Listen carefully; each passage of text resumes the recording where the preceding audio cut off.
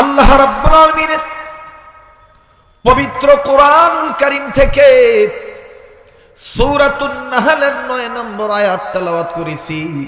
অসংখ্য উলামায়ে কেরাম এই জায়গায় আছেন। আমার আল্লাহ রাব্বুল আমিন ডাক দিয়ে বললেন, নবীজি, তাম পৃথিবীর জমিনে মানব মণ্ডলীর মাঝে চলার জন্য যত পথ আছে, এই পথগুলো অসংখ্য পথ হইল বাঁকা পথ।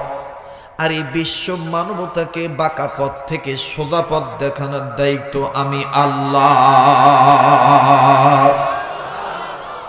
অসংখ্য বাঁকা পথ, ওয়া আলাল্লাহি কাসদুস সাবিল ওয়া মিনহা জাইজ।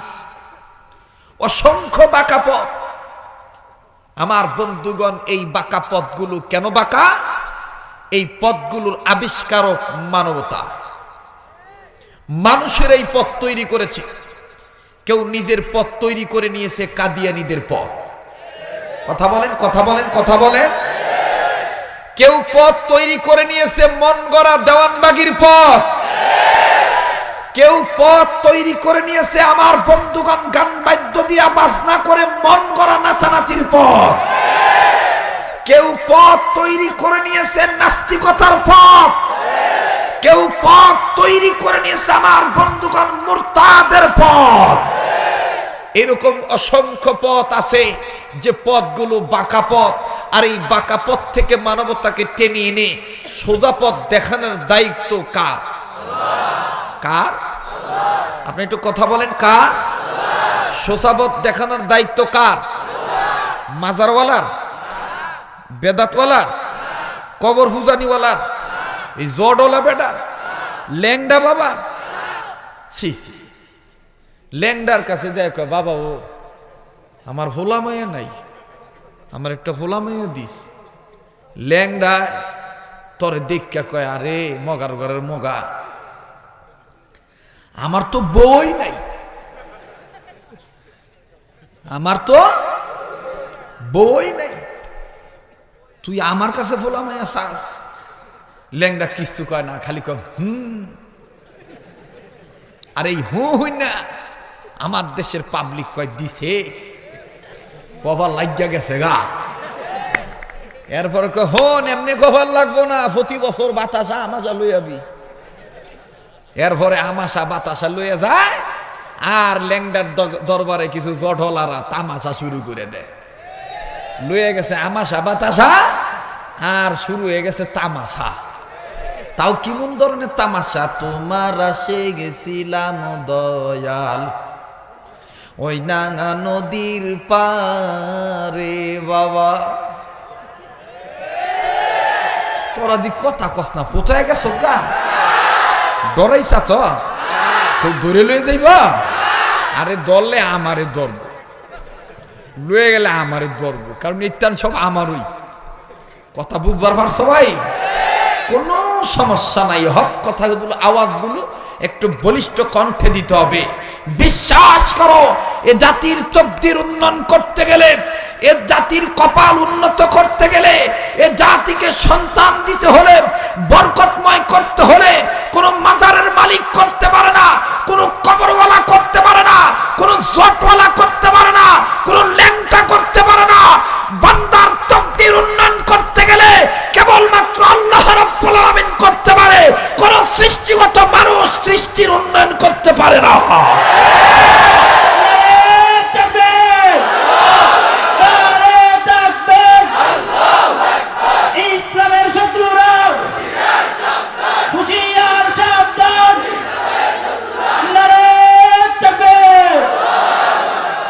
মুসলিম আমি সংগ্রামী, আমি চিররণবীর, আল্লাহকে ছাড়া কাউকে মানি না, নারায়ে তাকবীর। মুসলিম আমি সংগ্রামী, আমি চিররণবীর, আল্লাহকে ছাড়া কাউকে মানি না, নারায়ে তাকবীর। আমার সাথে একটু মুখস্থ করেন, মুসলিম আমি সংগ্রামী, আমি চিররণবীর, আল্লাহকে ছাড়া কাউকে মানি না, নারায়ে তাকবীর। আল্লাহু আকবার। এই সমস্ত পথগুলো হলো বাঁকা পথ। এই কবরওয়ালাদের পথ, মাজারওয়ালাদের পথ, গান বাজনাওয়ালাদের পথ, মদলার পথ, গাঞ্জাওয়ালার পথ, এই পথগুলি হলো বাঁকা পথ। আর এই বাঁকা পথ থেকে মানবতাকে সোজা পথ দেখানোর দায়িত্ব কার? তুমি মুসলমান, 5 ওয়াক্ত নামাজ পড়ো, কতবার তুমি কানো দইরে আল্লাহর কাছে কও, আল্লাহ তোমার কাছে ওই পথ চাই। এটা কই না আমরা নিজেরা বলি, ইহদিনাস সিরাতাল মুস্তাকিম, এটা আমরা কই না? নামাজে কই এইটা, নামাজের পরে যাইয়া মাজারও যায় সেজদা দিয়ে। আহারে পুরা কপাল মুসলমান, তগরে সুচি পিটাইব না, আর এক বেটায় পিটাইব, তগরেই তো পিটাইব। কারণ তোরা নুন খাজার গুণ গাছ না, তার বেঈমানি করস তার সাথে, এই জন্য কাটারে দিয়ে আল্লাহ তগরে সাইজ করতেছে। ইবাদত করি তোমার, সাহায্য চাই তোমার, পথ দেখাইবা তুমি। সুবহানাল্লাহ। আর আল্লাহ বলে দিয়েছেন এই রাস্তাটা আমি দেখাবো, ইন্না আলাইনা লাল হুদা, ইন্না আলাইনা লাল হুদা, এই রাস্তাটা আমি দেখাবো। এই রাস্তা দেখানোর দায়িত্ব আমার, কোন পীর বাবার নয়, কোন ভণ্ডর নয়, কোন দেওয়ানবাগির নয়, কোন কাদিয়ানির নয়। কথা বলেন ঠিক কিনা? আমার ভাইয়েরা, আমার বন্ধুরা, খুব খেয়াল করে শুনবে, কোন দিকে নজর নাই, দিলটা নরম করে দিবেন। এক ফোঁটা চোখের পানি দেখেন ফালাইতে পারেন কিনা। আমার আল্লাহ রব্বুল আমিন ডাক দিয়ে বললেন, নবীজি তামাম পৃথিবীর বিশ্ব মানবতাকে আমি আল্লাহ রব্বুল আমিন জানায় দিলাম, এই রাস্তাটা দেখানোর দায়িত্ব আমার। এই অসংখ্য পথ হইল বাঁকা পথ। আমার বন্ধুগণ, শিরকওয়ালাদের পথ হইল অন্ধকারের পথ, বেদাতিওয়ালাদের পথ হইল অন্ধকারের পথ, গান বাজনাওয়ালাদের পথ হইল অন্ধকারের পথ। আমার বন্ধুগণ, মদলার পথ হইল অন্ধকারের পথ। আমার বাবা দিদারে, জুয়াখুরদের পথ হইল অন্ধকারের পথ, টেন্ডারবাজির পথ হইল অন্ধকারের পথ, খুনাখুনির পথ হইল অন্ধকারের পথ। আমার বন্ধুগণ, আল্লাহ বাদে মানুষের কাছে কিছু চাওয়ার পথের নাম হইল অন্ধকারের পথ। কথা বলেন ঠিক কিনা? আমার আল্লাহ বলেন, সোজা পথ দেখানোর দায়িত্ব আমার। হে বন্ধুগণ, এইবার মানবতার একটা চিন্তায় একটা ভাবনা আসতে পারে, মাওলানা শরীয়তপুরী, বুঝলাম আমরা অন্ধকারের পথে পড়ে আছি। প্লিজ বাজান, যারা রাজনীতি করেন, ডট মাইন্ড, কোনো প্রকার মাইন্ড করবেন না। আপনি আওয়ামী লীগ করেন, বিএনপি করেন, জামাত করেন, জাতীয় পার্টি করেন, জাসদ করেন, বাসদ করেন, বাবারে কোনো দিন খবরদার আমি কাউকে কোনো আক্রমণাত্মক কথা বলবো না। আমার ভাইরা, আমার বন্ধুগণ, এটা ধর্মীয় প্রোগ্রাম, ইসলামী জালসা। এই জায়গায় সব রাজনীতি লোকেরা আছেন, ধনী আছেন, গরিব আছেন। আজকে আকল দিয়ে বুঝে যাবেন মাওলানা কি কথাগুলো বলতেছি। হেদায়েতের মালিক কোনো বক্তা নয়, হেদায়েতের মালিক হলো আমার আল্লাহ। কথা বলেন ঠিক না বেঠিক? এই সব পথ হইল বাঁকা পথ, আর এই সব পথ হইল অন্ধকারের পথ। বাবাজি খুব খেয়াল করে শুনবেন, কোনো দিকে নজর নাই। বিশ্ব মানবতাকে যদি বিশ্ব মানবতা প্রশ্ন করে, কোরআন, বুঝলাম আমরা অন্ধকারের পথে পতিত আছি। কোরআন তাইলে তুমি বলো তোমার নাজিল হওয়ার কারণ কি? এই দুনিয়ার জমিনে তোমার আসার কারণ কি? তুমি কি কোরআন বলতে পারো? কোরআন ডাক দিয়ে বলবে, হে মানবতা তুমি শুনে নাও, তুমি যে অন্ধকারের পথে আছো, তুমি যে কাদিয়ানের গ্রুপে ভর্তি হয়ে গেছো, তুমি যে না জানা দেওয়ানবাগের কাছে গেছো, তুমি যে আজে বাজে জায়গায় গেছো, তুমি যে না জানা মদ খেয়ে ফেলেছো, তুমি যে জিনা করেছো, ব্যভিচার করেছো, ধর্ষণ করেছো, তুমি মানুষের পায়ে সেজদা লাগাইছো, না জানা অন্ধকার করে ফেলেছো, অন্ধকারের পথে পতিত হয়ে গেছো। আর আল্লাহ পাক এই জন্যই আমি কোরআনকে দুনিয়াতে আগমন করাইলেন, দুনিয়ার জমিনে আল্লাহ পাঠাইলেন। তাম পৃথিবীর মধ্যে যত মানুষ অন্ধকারের পথে আছে, বিশ্ব মানবতাকে জমাট বাতা পুঞ্জীভূত অন্ধকারের পথ থেকে বের করে টেনে এনে আলোর পথ, আলোকিত ইসলাম দেখাবার জন্য আল্লাহ আমি কোরআনকে নাজিল করছে। আল্লাহু আকবার। সব অন্ধকার থেকে টেনে এনে আলোর পথ দেখাবার জন্য আমি কোরআনকে আল্লাহ নাজিল করছি। নাকি কেটায় বিছনায় পেশাব করে হের মুখ পেশাব বন্ধ করুন লেগে কোরআন আইছে? হ্যাঁ, আফসোস, জিন্দা মানুষের সামনে কোরআন পড়ে না, জিন্দা মানুষ কোরআন মানে না। যখন মইরা গেছে গা, এর পরে বগুলো যে কোরআন তেলাওয়াত করতেছেন, করেন, বাধা দেয় না। কিন্তু শুনে রাখো মুসলমান, মুর্দার জন্য কোরআন নাজিল হয় নাই। জিন্দা মানুষ কি করে জীবন চালাবে, কি করে রাষ্ট্র পরিচালনা করবে, কি করে ব্যবসা করবে, কি করে চাকরি করবে, কি করে শিক্ষা গ্রহণ করবে, জিন্দা মানবতার জন্য আল্লাহ কোরআনকে কমপ্লিট কোড অফ লাইফ বানাইছে এবং বলে দিয়েছে systems of life. Systems of life খুব খেয়াল করবেন। আমি ইউরোপে গেলে এইভাবেই কথা বলি। কথা কোনো সমস্যা আছে? কথা কোনো সমস্যা আছে? সিস্টেমস অফ লাইফ, এই কোরআনের নাম সিস্টেম অফ লাইফ। জীবন ব্যবস্থার নাম হইতেছে কোরআন। আল্লাহু আকবার। আল্লাহ পাক বলে দিয়েছেন, আল ইয়াউমা আকমালতু লাকুম দীনাকুম, আমি আজকে এই দিনে তোমার কাছে দিন পরিপূর্ণ করে দিলাম। সুবহানাল্লাহ। আর এই দিন শব্দের অর্থ হইতেছে সিস্টেমস অফ লাইফ। আমার ভাইরা, কোরআনে আপনি সব পাবেন। আল্লাহু আকবার। কিন্তু আমাদের দেশে ধোকলাবাজি চলে। কিছু নেতা, কিছু নেত্রী মাইক পাইলে আন্দাজে ধোকা দিয়া বোকা বানাইয়া জনগণরে শোনায়, কোরআন টোরান এগুলো আমাদের না, এগুলো হুজুররার, এগুলো আমরার না। আরে সুরার ঘরে সোরারা, তোর কোন বাপে তোরে কইছে কোরআন তোরার না? কোরআন তোর, তোর বাপের, তোর 14 গোষ্ঠীর লেগে কোরআন নাজিল হইছে। কোরআন খালি হুজুর লেগে নাজিল হয় নাই। এই চোরেরা এই কথা কর পিছনে আর এক কারণ হইল, এই চোর যাতে সুবিধা মতন জনগণের টিয়ারের মাল চুরি করে খাইতে পারে, এর লেগে ধোকা দিয়া বোকা বানায়। হ্যাঁ, আর আমাদের দেশে তো কিছু নাস্তিক আছে, বুঝেন না? টেলিভিশনে টকশো করে দেখেন, ইদানিং একটা নাস্তিক মহিলা বাইরে গেছে গা। এই কয়দিন আগেও কবির চৌধুরী, শাহরিয়ার কবির চৌধুরী কইছে, ছোটবেলা থেকেই যেই ছেলে মেয়ে গান বাজনাকে হারাম জানবে, এরাই বড় হলে জঙ্গি হয়। জানোয়ার,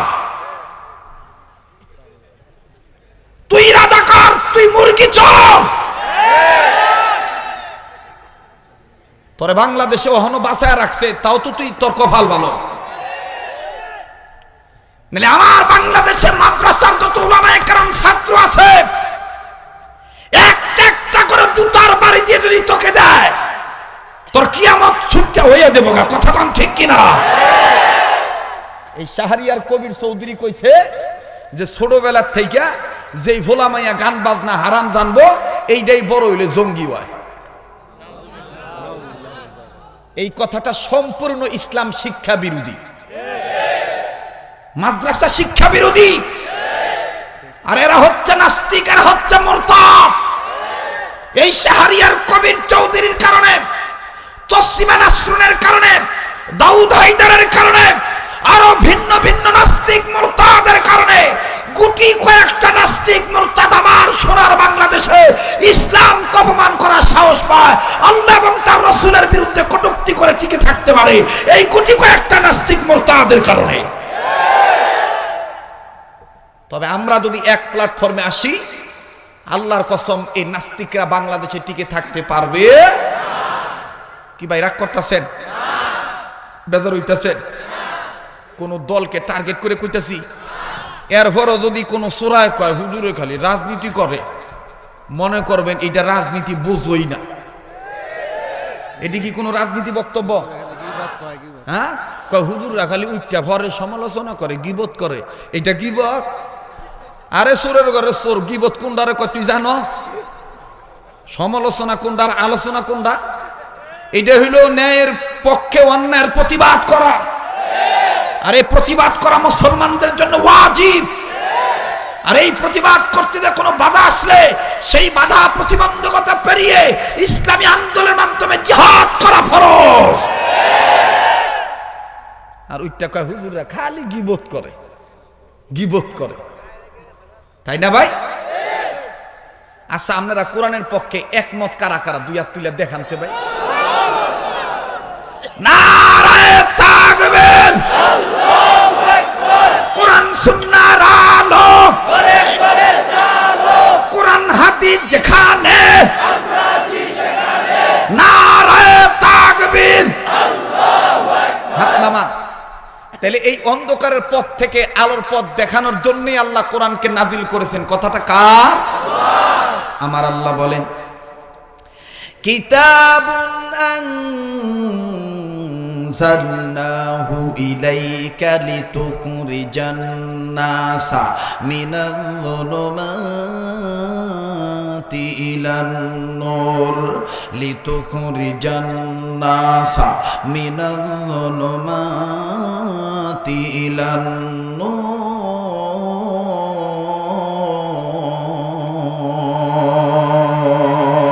আল্লাহু আকবার। আর একবার জোরে বলেন আল্লাহু আকবার। আমার ভাইরা, আমার বন্ধুগণ, আল্লাহ রব্বুল আমিন ডাক দিয়ে বললেন, মানবতা কোরআন নাজিলের কারণ শোনো, কোরআন নাজিলের উদ্দেশ্য শোনো, কারণ শোনো। আমি আল্লাহ বাতায় দিলাম। ওলামায়ে কেরাম আছেন, যোগ্য ওলামায়ে কেরাম স্টেজে বসা আছেন। বাবা আমার বন্ধুগণ, কথাগুলো দেখেন কেমন। আমার ভাইরা, কোরআন সুন্নাহ বিরোধী হইলে আপনি আমার বিরুদ্ধে প্রটেস্ট করবেন, আমাকে জানিয়ে দিবেন। আমি আমার যদি কোনো ভুল থাকে আমি স্বীকার করব। এ বন্ধুরে, কথা রেকর্ড হচ্ছে গোটা পৃথিবীতে। এই আলোচনাটা, এই বালাপুর স্কুল মাঠের তাফসীর মাহফিল, ওয়াজ মাহফিলের আলোচনা গোটা বিশ্বব্যাপী এই তো আগামী কয়েকদিন পরে ছড়িয়ে যাবে। নরসিংদীর ভাইরা আমার, মাদকদের ভাইরা আমার, আল্লাহর রাস্তায় কোনো দিকে নজর নাই। আল্লাহ পাক ডাক দিয়ে বললেন, নবীজি, এই যে নবীজি, তামাম পৃথিবীর মানুষ যারা অন্ধকারের পথে আছে, এই অন্ধকারের পথে পড়ে থাকা মানুষগুলোকে আরো পথ দেখাবার জন্য মিনাজ-যুলুমাতি ইলান-নূর, আমি আল্লাহ রব্বুল আমিন আলোর পথ ইসলাম দেখাবার জন্য আমি আল্লাহ কোরআন দুনিয়ায় পাঠাইলাম। চিৎকার দিয়ে বলেন আল্লাহু আকবার। এইবার যদি কোরআনকে প্রশ্ন করেন, কোরআন বুঝলাম আল্লাহ রাব্বুল আলামিন তোমাকে আমাদেরকে আলোর পথ দেখাবার জন্য নাজিল করেছেন। এইবার কোরআন তুমি বলো তো দেখি, কোরআন তুমি কি শুধু মুসলমানদের জন্য নাজিল হইছো? শুধু কি জামাত ইসলামের জন্য নাজিল হইছো? শুধু কি আলিওয়ালাদের জন্য নাজিল হইছো? আমাদের দেশে এক ভাই আছে, ওরা বলে কওমি আলারা কোনো তফসির জানে না, যত তফসির ওরাই জানে। কথা বুঝতে পারছেন? যত তফসির ওরাই জানে, আর কওমি মাদ্রাসার হুজুররা কোনো তফসির জানে না। এ ভাই, তোমার এই কথাটা কেডাই কইতে কইছে ভাই? তুমি ডিভাইডেড করো কেন? আলিয়া মাদ্রাসা, কওমি মাদ্রাসা দুইটাই তো নবীর ঘর। হ্যাঁ, সমস্যা আছে, বিতর্কিত কিছু সমস্যা থাকতে পারে আকীদা নিয়া, আমার বন্ধুগণ আমল নিয়া, সেগুলো তুমি উন্মোচিত করো কেন? সেগুলো তুমি উদ্ভাসিত করো কেন? মানবতার মাঝে তুমি ডিভাইডেড সৃষ্টি করো কেন? কথা বলেন ঠিক কিনা? আগে নিজের আমল ঠিক করো, নিজের আমল পরিবর্তন করো, দেখবা সব ঠিক হয়ে যাবে। কথা বুঝেন নাই? খবরদার, আমাদের সবচেয়ে বড় পরিচয় আমরা মুসলমান। পরিচয় কি? আমার ভাইরা, আমার বন্ধুগণ, কোরআনুল কারীম শুধু জামাত ইসলামের জন্য আল্লাহ নাজিল করেন নাই, শুধু হেফাজত ইসলামের জন্য আল্লাহ কোরআন নাজিল করেন নাই। আমার বন্ধুগণ, শুধু মাদ্রাসার ছাত্র ছাত্রীদের জন্য আল্লাহ কোরআন নাজিল করেন নাই। আল্লাহ রাব্বুল আলামিন ধনী গরিবদের জন্য শুধু কোরআন নাজিল করেন নাই, শুধুমাত্র মুসলমানদের জন্য আল্লাহ কোরআন নাজিল করেন নাই। আমার আল্লাহ রাব্বুল আলামিন ডাক দিয়ে বললেন, নবীজি, তামাম পৃথিবীর জমিনের মানুষগুলোকে আমি আল্লাহ জানিয়ে দিলাম, আপনার উপরে আমি যে কিতাব নাজিল করেছি এটা বিশ্ব মানবতার জন্য আমি আল্লাহ সত্যের বিধান বানিয়ে দিয়েছি। সকল মানুষের জন্য আমি আল্লাহ কোরআন খানা সত্যের বিধান বানিয়ে দিয়েছি। আমার আল্লাহ বলেন, সূরাতুজ জুমার আয়াত নাম্বার 41 নম্বর আয়াত, আমার আল্লাহ পাক বলেন, ইন্না আনজালনা আলাইকাল কিতাবা লিন্নাসি বিল হক। আল্লাহু আকবার। যারা বলেন আল্লাহু আকবার। এই কোরআন কারীম শুধুমাত্র এক দলের জন্য আল্লাহ সত্যের বিধান বানান নাই। এই কোরআন কারীমকে আমার আল্লাহ রব্বুল আমিন সকল মানবতার জন্য সত্যের বিধান বানাইছেন।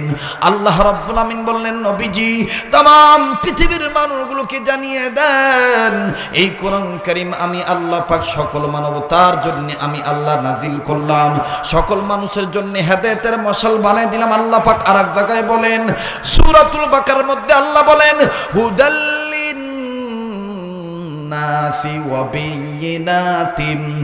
বাইয়িনাতিম মিনাল হুদা ওয়াল ফুরকান।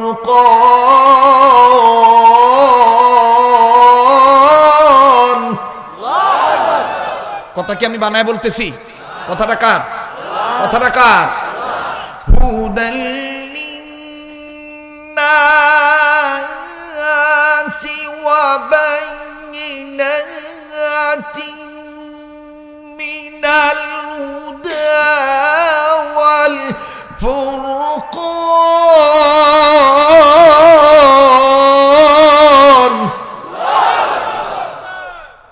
সকল মানবতার জন্য হেদায়েতের মশাল বানাইলাম। সুবহানাল্লাহ।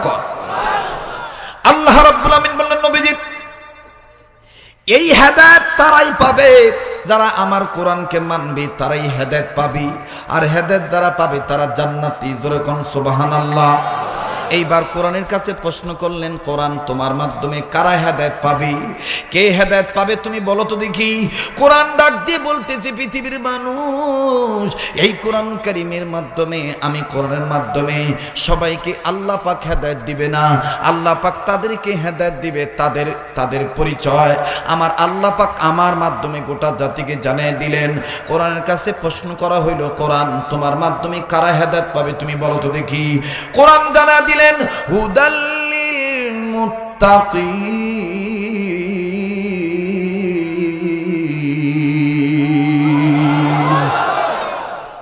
তো কোরআনুল কারীমের মাধ্যমে হেদায়েত তারা পাবে যারা পরহেজগার। পরহেজগার কারা? যারা আল্লাহকে ভয় করে। কারে ভয় করে?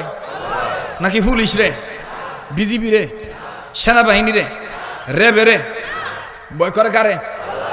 জোরে কোন? আল্লাহ রে। এখন আপনি কোরআন রে জিগেলেন, এই কোরআন তুমি যে কইলা তারা পরহেজগার যারা আল্লাহরে ভয় করে, এখন তুমি কোরআন কও তো দেহি। মন্ত্রী, এমপি, পুলিশ, র্যাব, ডিসি, টিওনো, chairman, member, Awami League, BNP এরা আল্লাহরে বেশি ভয় করে না কেডায় আল্লাহরে বেশি ভয় করে? তুমি একটু কইতে পারবা? কোরআন তার জবাবে ডাক দিয়ে কইতেছে, আল্লাহরে সবচাইতে বেশি জমিনের উপরে আসমানের নিচে কারা বেশি ভয় পায় শুনতে চাও? আমি কোরআনের কাছে শুনে নাও। ইন্নামা ইয়াখশাল্লাহা মিন ইবাদিহিল উলামা।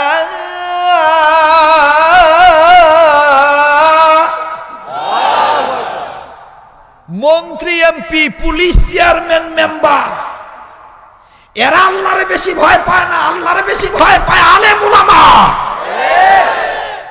আল্লাহু আকবার কোন?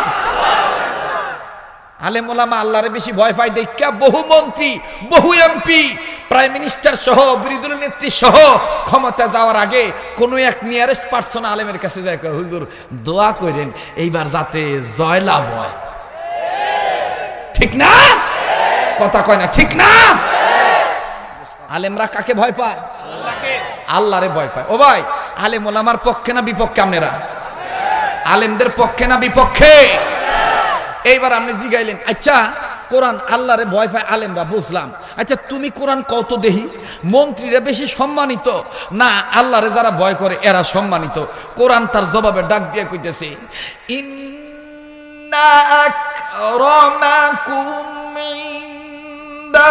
ইনদাল্লাহি আতকাকুম। সবচাইতে সম্মানিত তারা যারা আল্লাহকে ভয় করে।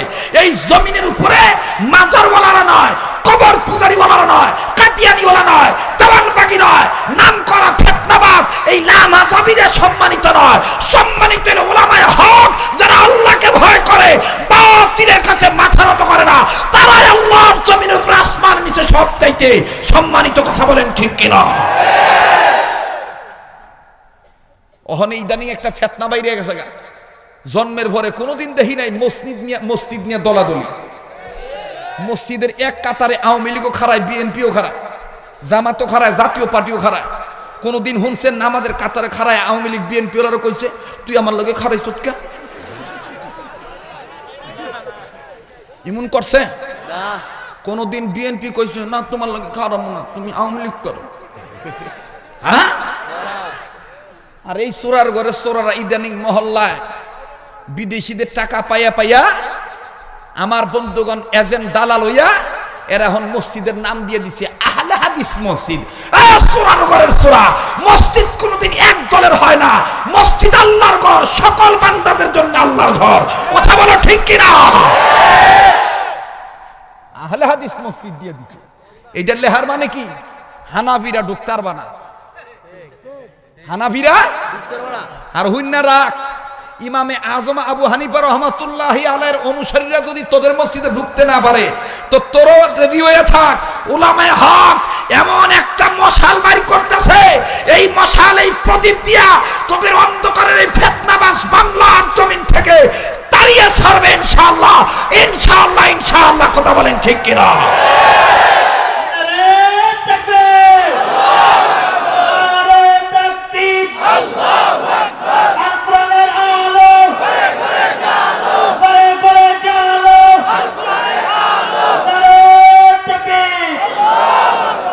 যারা মসজিদ নিয়ে দলাদলি করতে চায় এরাই হইল এক নম্বরের ফিতনাবাজ। কথা বলেন ঠিক কিনা? মসজিদ কার ঘর? মসজিদ কার ঘর? কেউ ভাই আমার কথা ঠিক আছে না ভাই? ঠিক আছে না ভাই? আল্লাহ পাক আমাদেরকে দ্বীনের সহিবুল দান করুন। জোরে কোন আমিন। আরো জোরে বলেন আমিন। তো কোরআনুল কারীম বলে দিয়েছেন সম্মানিত তারা যারা কাকে ভয় করে। এইবার কোরআনের কাছে প্রশ্ন করলেন, কোরআন বুঝলাম তোমাকে যারা ভয় করে, আল্লাহকে যারা ভয় করে তারা সম্মানিত। কোরআন এখন আমি তোমাকে একটা প্রশ্ন করতে চাই আল্লাহর গোলাম হয়ে। কোরআন তুমি বলো তো দেখি, দুনিয়াতে চলতে গেলে আমার পলিটিক্যাল করা দরকার, রাজনীতি করা দরকার, আমার সংসদে যাওয়া দরকার, আমার ইউনিয়ন মেম্বার হওয়া দরকার, আমার ইউনিয়ন চেয়ারম্যান হওয়া দরকার। কোরআন তুমি বলো তো দেখি আমার ব্যবসা করা দরকার, আমার চাকরি করা দরকার, আমার শিক্ষা গ্রহণ করা দরকার। কোরআন তোমার মধ্যে কি খালি ধর্মীয় কথাগুলো আছে, নাকি রাজনীতির কথাগুলো আছে, নাকি অন্যান্য আনুষঙ্গিক কথাগুলো আছে? কোরআন ডাক দিয়ে বলে, ওহে মানব, আমি এমন একটা কোরআন, এই এমন একটা কিতাব, এই কিতাবের মধ্যে আমার আল্লাহ সব খুলে খুলে বয়ান করে দিয়েছে। আল্লাহ রাব্বুল আমিন বলেন, ওয়ানাজ্জালনা আলাইকাল কিতাবা তিবয়ানাল লিকুল্লি শাইইন ওয়া হুদা। তিবয়ানাল লিকুল্লি শাই, আল্লাহ সব খুলে খুলে বয়ান করে দিছে। কেমনে রাজনীতি করবা, কেমনে শিক্ষা করবা, কেমনে ব্যবসা করবা, কেমনে চাকরি করবা, আমার আল্লাহ আমার মধ্যে সব দিয়ে দিছে। সুবহানাল্লাহ। একটু জোরে কোন সুবহানাল্লাহ। আমার ভাইরা, আমার বন্ধুগণ, আর লম্বা না, একটা আয়াতের ব্যাখ্যা করতে দেয় বুঝাইতে যাইয়া আমার বন্ধুগণ এতগুলো আয়াত আমি আপনাদেরকে জানাইলাম। আল্লাহ পাক ডাক দিয়ে বললেন, নবীজি এই পথ হইল বাঁকা পথ, এই বাঁকা পথ থেকে মানবতাকে আলোর পথ দেখাবার জন্যে আমি আল্লাহ পাক আপনাকে বলে দিলাম আলোর পথ দেখানোর, এই সোজা পথ দেখানোর দায়িত্ব আমার। বন্ধুরা, আলোর পথের প্রতীক দ্বারা হবে আমার বন্ধুগণ আল্লাহ রব্বুল আমিন তাদেরকে জান্নাত দিয়ে দিবেন। মুসলমান ভাইরা রে, এই কোরআন কারীম এমন একটা কোরআন, এই কোরআনের পথের পথ যারা মানবে, মুসলমান বাবাদিরা রে আমার, আল্লাহ পাক ডাক দিয়ে বললেন, নবী গো, তাম পৃথিবীর মানবতাতে যত পথ আছে সব পথ হইল বাঁকা পথ, কেবলমাত্র আমার পথ আর কোরআন কারীমের আমি আল্লাহ এই কোরআনের পথ হইল সোজা পথ।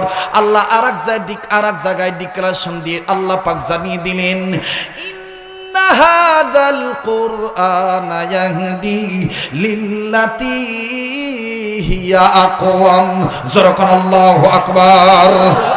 কোরআনের 500 পাঠ। ও বন্ধুরে, বিধর্মী বাবারা থাকলে আপনার রেডি হয়ে যান। ভাইজান, কোরআন কারীম আল্লাহ পাক সবার জন্য নাজিল করেছেন। এই কোরআন কারীমের মাধ্যমে আল্লাহ পাক সব জাতিকে হেদায়েত দিতে পারে। ভাইজান প্লিজ কোনো দিকে কান লাগাইবেন না, গভীর মনোযোগী হয়ে যান, দিলের কান লাগান আর দিলটা নরম করেন। এক ফোঁটা চোখের পানি দেখেন ফলাইতে পারেন কিনা। আমার ভাইরা রে, আল্লাহ রাব্বুল আলামিন ডাকতে বললেন, নবী গো, তামাম পৃথিবীর জমিনের সকল মানুষকে জানিয়ে দাও আমি কোন কোরআন কারীমের মাধ্যমে বিশ্ববাসীকে আমি আল্লাহ সোজা রাস্তা দেখানোর দায়িত্ব পালন করব। তামাম পৃথিবীর মানুষগুলোকে জানিয়ে দাও এটা এমন একটা কোরআন শরীফ, এই কোরআন কারীমের ডাকে যারা সাড়া দিবে, এই কোরআনের পথে যারা আসবে, আমি আল্লাহ পাক তাদের দুটো জিনিস পুরস্কার দেব। আমার ভাইরা, কোরআনের কাছে যদি আপনি প্রশ্ন করেন, কোরআন আমি আগে শিরক করে, বেদাত করে, আমি নানাবিধ কবিরা গুনাহ সগীরা করেছি, অপরাধী হয়ে গেছি, এ কোরআন আল্লাহ কি তোমার মাধ্যমে আমাকে মাফ করার ব্যবস্থা রেখেছে নাকি? আল্লাহর কোরআন ডাক দিয়ে বলবে, পৃথিবীর মানুষ, আল্লাহ পাক আমাকে বলে দিয়েছেন, আমার মাধ্যমে তোমাদেরকে জানিয়ে দিয়েছেন। আল্লাহ পাক বলেছেন, মানুষের যারা জন্ম নিয়েছে, এই মানুষগুলো যদি নিজের ভুল বুঝতে পেরে আল্লাহর ডাকে সাড়া দেয়, কোরআনের ডাকে সাড়া দেয়, আল্লাহ পাকের কোরআন আমি তোমাদেরকে বলে দিতেছি, আল্লাহ পাক তোমাদের দুইটা জিনিস পুরস্কার দেব। এক নম্বরে বান্দার জীবনের গুনাহগুলি আল্লাহ মাফ করে দিবে, দ্বিতীয় নম্বরে আল্লাহ আমলনামায় জান্নাত লিখে ধন্য করে দিবে। আল্লাহ রাব্বুল আমিন বলেন, ওয়াল্লাহু ইয়াদউ ইলাল জান্নাতি ওয়াল মাগফিরাতি বিইজনিহি ওয়া ইউবাইনু আয়াতিহি লিন-নাসি লাআল্লাহুম ইয়াতাযাক্কারুন।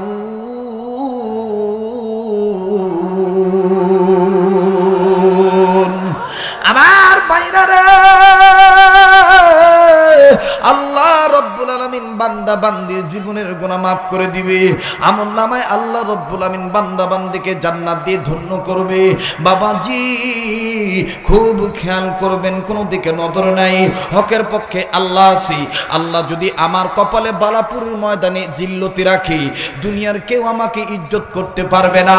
আর আল্লাহ যদি আমাকে ইজ্জত করে, দুনিয়ার কেউ আমাকে বেইজ্জতি করতে পারবে না। ইজ্জতের মালিক কোনো বান্দা নয়, ইজ্জতের মালিক কোনো কমিটি নয়। আমার শায়েখ আমাকে বলছে, বেটা খবরদার, তোমার অন্তরের মধ্যে থাকবে আর রিদাই মাওলা, আল্লাহ পাকের রেজামন্দি হাসিল করার উদ্দেশ্য থাকা লাগবে।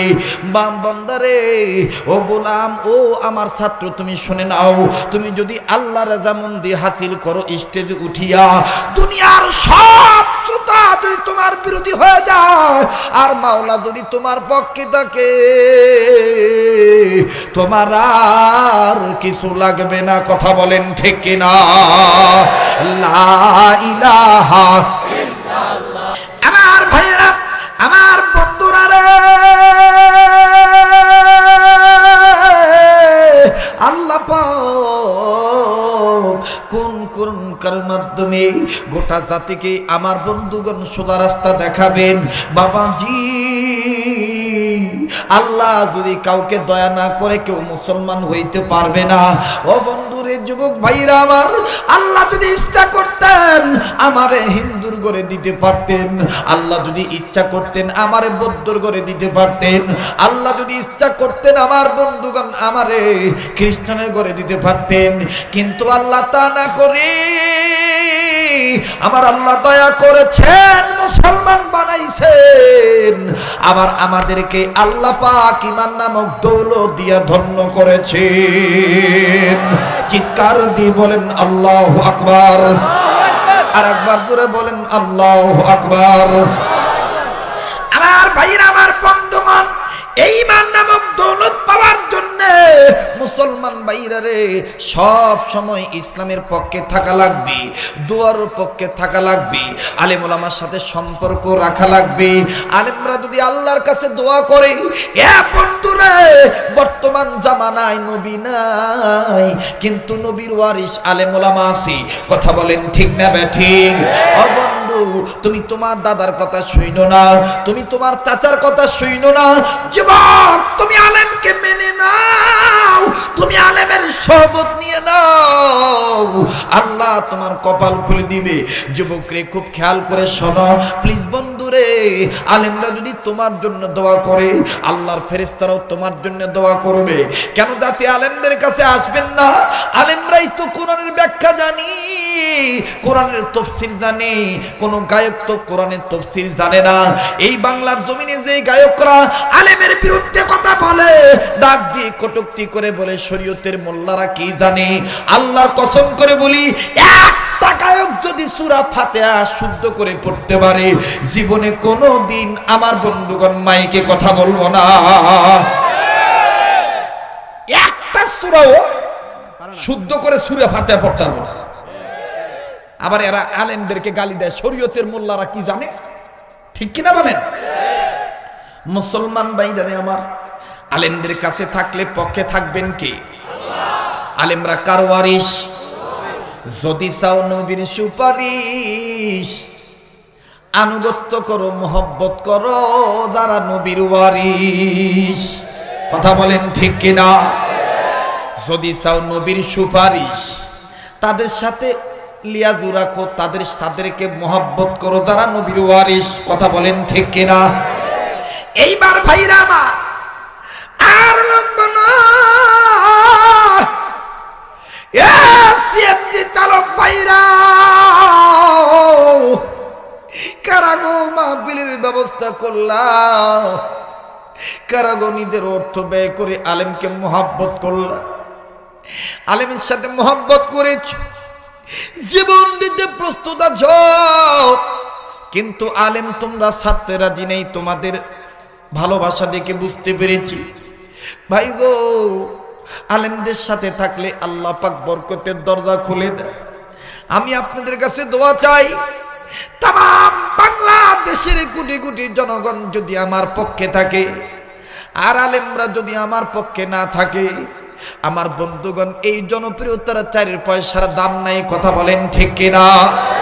যুবক ভাইরা আমার, আমার কপাল কত ভালো, আমার তকদির কত ভালো, আমার বাবা দিরারে খালেদ সাইফুল্লাহ আইয়ুবী ভাই আমার ধরে নিয়ে আলেমের কাছে নিয়ে গেল, যোগ্য বুজুর্গ ওলামার কাছে নিয়ে গেল। বাবাজি আমার কলিজাটা এখন অনেক ভরে গেছে, শান্তি পেয়ে গেছি। এখন ওলামা হযরত আমার জন্য দোয়া করে। এ বন্ধু, এই তো গত কয়েকদিন আগেও আমার ভাইরা আব্দুল্লাহি পাহাড়পুরীর জামাতা, ও বন্ধুরে আব্দুল কুদ্দুস সাহেবের ছেলে, আমার ভাইরা আমার বন্ধুগণ, এই নরসিংদীর উল্লেখযোগ্য একজন আলেম মুফতি আল্লামা শাইখুল হাদিস ইমরান হোসেন কাসিমি সাহেব, আমার ভাইরা এই তো গত কয়েকদিন আগেও আমার সাথে অনেক প্রায় আধা ঘন্টার মতন আলাপ হয়েছি। আমাকে ডাক দিয়ে কয়, ভাইজান আপনার মধ্যে এই পরিবর্তন আসবে চিন্তাও করতে পারি নাই, তবে হযরত দোয়া করতেছি আল্লাহ পাক আপনাকে কবুলিয়াতের দরজায় পৌঁছা দিক। আমার ভাইরা, আমার বক্তৃতার জীবন 10টি বছর চলতেছে, 9টি বছর আমার বন্ধুগণ আমার ভাইরা মনে হয়েছে আমি অপরাধী হয়ে চলাচল করেছি, আমার লাগাম ছিল না, নিজের আমার বন্ধুগণ ইচ্ছা স্বাধীন চলাচল করেছি। কিন্তু মাধবদীর যুবক ভাইরা রে, এই 1.5 বছর 2 বছর ওলামায়ে কেরামের সাথে অ্যাড হওয়ার কারণে আল্লাহ আমার এত ইজ্জতে রাখছে, মন্ত্রী মিনিস্টার এমপিরাও এত শান্তিতে নাই। এই জন্য যুবকদের বলবো, যুবক ভাইরা আলেমদের সহবত নাও, উলামায়ে হককে চিনো, উলামায়ে কেরামের সাথে থাকো। আল্লাহ পাক তোমার কপাল খুলে দিবে। তোমার টাকার দরকার, তোমার পয়সার দরকার, তোমার ইজ্জতের দরকার, তোমার রোগবালা মুসিবত ভালো হয় না, তোমার কঠিন বিমার ভালো হয় না, তুমি আলেমের কাছে যাও, আলেমের কাছে দোয়া নাও, আল্লাহ পাক আলেমের দোয়া কবুল করবে। আলেমরা নবীর ওয়ারিস, আর নবীজির দোয়া আল্লাহ কবুল করেছেন। নবীজি বলেছেন আমার যারা ওয়ারিস হবে তাদের দোয়া আল্লাহ কবুল করবে। নবীর দোয়া আল্লাহ কবুল করছে কি করে নাই? হ্যাঁ যুবক জোরে কও, করছে কি করে নাই? তাহলে হাদিস, বুখারীর হাদিস, ছোট্ট একটা ঘটনা বলবো ভাই। বুখারীর হাদিস, নবীজির দোয়া কবুল করেন কে? আল্লাহ। নবীজির দরবার থেকে বাড়িতে যাইতে একটু দেরি হয়েছে। আমার বন্ধুগণ, সাহাবীর নাম মুহাদ্দিস, শ্রেষ্ঠ মুহাদ্দিস হযরতে আবু হুরায়রা রাদিয়াল্লাহু তাআলা আনহু। কান লাগান, দিলের কান লাগান, হেদায়েতের ব্যবস্থা আল্লাহ করে দিবেন ইনশাআল্লাহ। আমার দিল বলতেছে আজকের মাহফিলের দোয়া আল্লাহ ফেরত দিবে না। আল্লাহ পাক দোয়া কবুলের মালিক ইনশাআল্লাহ। হে মুসলমান, নবীর দরবার থেকে ফিরতে, মায়ের কাছে যাইতে, বাড়ি যেতে একটু দেরি হয়েছে। তো দরজা টকাইছে কে? বলতেছে আনা আবি হুরায়রা, আমি ওমক। তখন আবু হুরায়রা বলেন আমি ওমক। মা ডাক দিয়ে বলতেছেন এতক্ষণ কোথায় ছিলি? বলতেছেন আমি মুহাম্মদের দরবারে ছিলাম, যে দরবারে থাকতে পারলে দুনো জাহান কামিয়াব। আল্লাহু আকবার। মায়ের গায়ে আগুন ধরে গেছে। এখনো আমার বাংলাদেশে এমন কিছু প্যানওয়ালা কোটওয়ালা বাপ আছে, মা আছে, যারা ছেলেরা নামাজ পড়তে গেলে অনেক রাগ হয়, মৌলবীর সাথে আলেম ওলামার সাথে সম্পর্ক রাখলে রাগ হয়। কথা বলেন ঠিক কিনা? আলেমদের নাম শুনলে গায়ে অ্যালার্জি জন্মায়, চুলকানি জন্মায়, ঠিক না ভাই? তো ডাক দিয়ে কইতেছে আমি আমার ওই নবীর দরবারে ছিলাম। আবু হুরায়রার মা দেরি করে নাই, দরজাটা খুলে আবু হুরায়রার বাম গালে ত্রাস করে একটা থাপ্পড় মেরে দিছে। আবু হুরায়রার বাম গালে আঙ্গুলগুলো দাগ বসে গেছে। আবু হুরায়রা কিচ্ছু না বলে চোখের পানি ছেড়ে দিয়ে মার সামনে দাঁড়ায় আছে। মা ডাক দিয়ে যাবাক বাইরা, তোর মতন ফুতের দরকার নাই, তুই আমার বাপ মার ধর্মের মুখে সুনকালি মাখছ, মুহাম্মদের দরবারে গেছে, যাবাক, আউট, গেট আউট। তো আবু হুরায়রা অন্য কোথাও না যাইয়া নবী মুহাম্মদ রাসূলুল্লাহ সাল্লাল্লাহু আলাইহি সাল্লামের দরবারে গেছে, কিন্তু যাইয়া ডাক দেয় নাই। নবীজির চতুর্দিকে খালি ঘোরে, খুব খেয়াল করে, খুব ঘুরতেছে। তো নবীজি বলতেছেন আবু হুরায়রা তুমি গেলা আবার আসলা, ঘটনা কি? আবু হুরায়রা ডাক দিয়ে বলেন ইয়া রাসূলুল্লাহ, আমি আপনার বাইক টেনে যাইতে একটু দেরি হয়েছে। আমার মা এই কথাটা শুনে এমন রাগ হইছে, আর এই দেখেন আমার গালের মধ্যে থাপ্পড় দিয়া 5টা আঙ্গুলের দাগ, 4টা আঙ্গুলের দাগ বসাই দিছে। নবীজি ডাক দিয়ে বলতেছেন তোমার মায়ে তোমারে মারছে, এইটার বিচার দিতেছ আমার কাছে? আল্লাহু আকবার। আমাদের দেশে যদি কোনো ফির হইতো তাহলে কি কইতো? আমার দরবারে থাক, ইমন মা লাগবো না। কথা কয় না, কথা কয় না, কথা কয় না। অথচ বিশ্বনবী বলতেছেন তোমার মা তোমারে মারছে, এইটার বিচার দিতেছ আমার কাছে? তোমার মা তোমারে মারছে, আমার কিচ্ছু করার নাই। আল্লাহু আকবার। রাসূলকে ইসলাম কবুল করার পরে আবু হুরায়রা জিজ্ঞাসা করেছিলেন ইয়া রাসূলুল্লাহ, আমার মা মুশরিক, আমার মার কথা শোনার পর আপনি রাগ হন নাই, কারণ কি?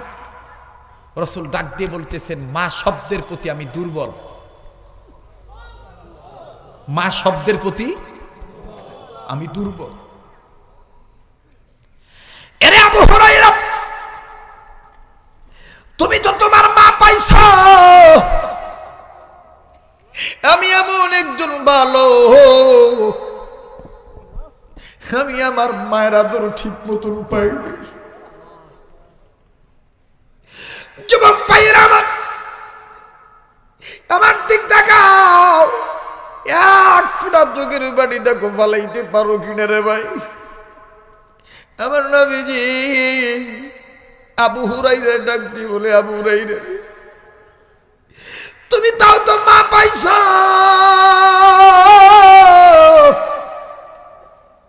আমি এমন একজন মানুষ ছিলাম, জন্মের আগে আমি আমার বাবা হারাইছি,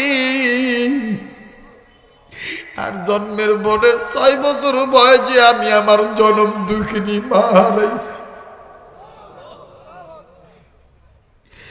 সিএনজি ড্রাইভার ভাইয়েরা, এই বালাপুরের যুবক ভাইরা, পাইকার চরের ভাইরা গো, মার সাথে বেয়াদবি কইরো না। মা তার দুনিয়া নেই, তার মতন বড় অভাবী আর কেউ নেই। মা যার বেঁচে আছে, কত বড় নিয়ামত দিয়ে বেঁচে আছে তুমি জানতেও পারো না, ভাবো না। মা যদি মইরা যায়, কেউ কিন্তু কোনদিন আল্লাহর কাছে হাত তুলে কইব না, মালিক আমার পুত্রে দেখা রাইখো, আমার পুত্রে তুমি বাঁচায় রাইখো। ড্রাইভার ভাইরা আমার, বউয়ের কথায় মার সাথে বেয়াদবি করবা না।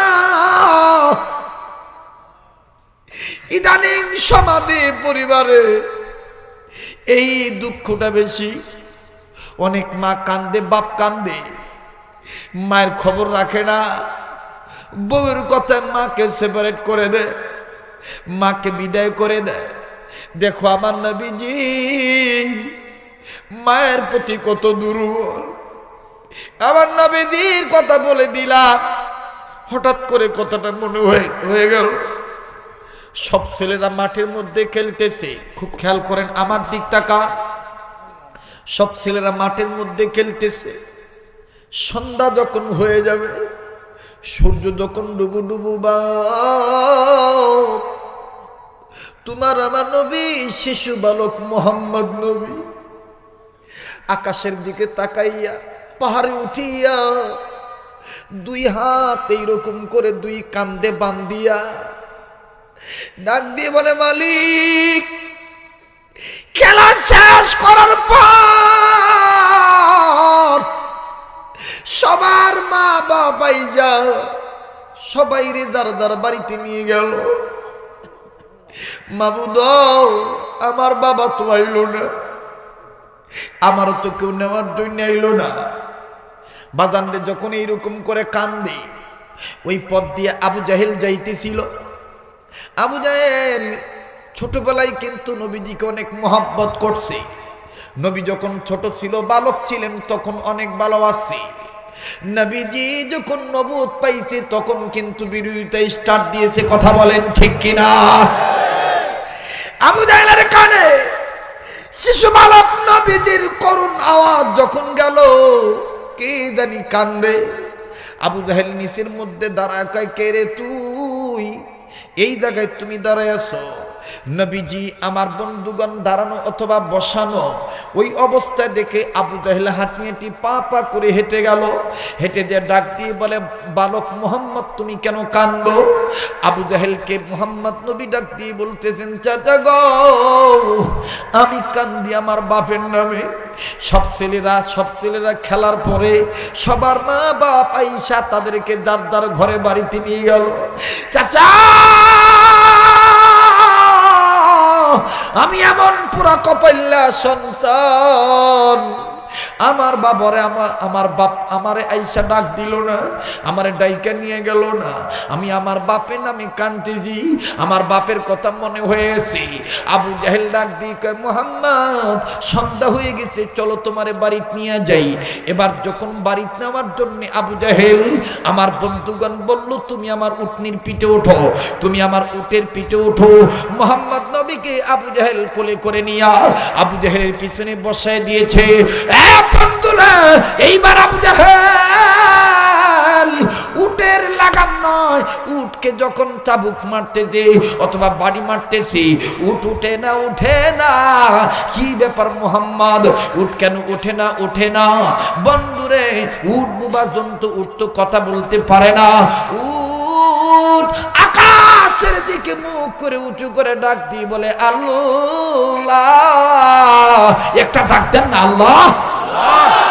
একটু জোরে বলেন না, আল্লাহ। ওই সময় বলতেছিলেন, আল্লাহ তুমি আমার জবান খুলে দাও।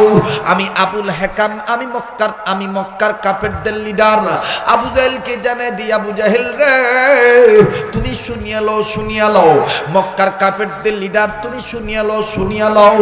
তুমি যার খাদারে তুমি তোমার পিছনে বসাইছো, আবু জাহেল তুমি জানো না আল্লাহ পাক এই মুহাম্মদ নবীর খাতিরে আমারে উট বানাইছে।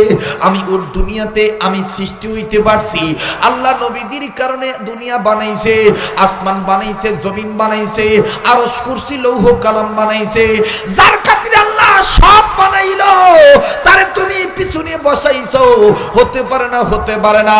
জীবন দিতে রাজি রে আবু জাহেল, আমি এক কদম আগাবো না, দাঁড়াবো না, উঠবো না।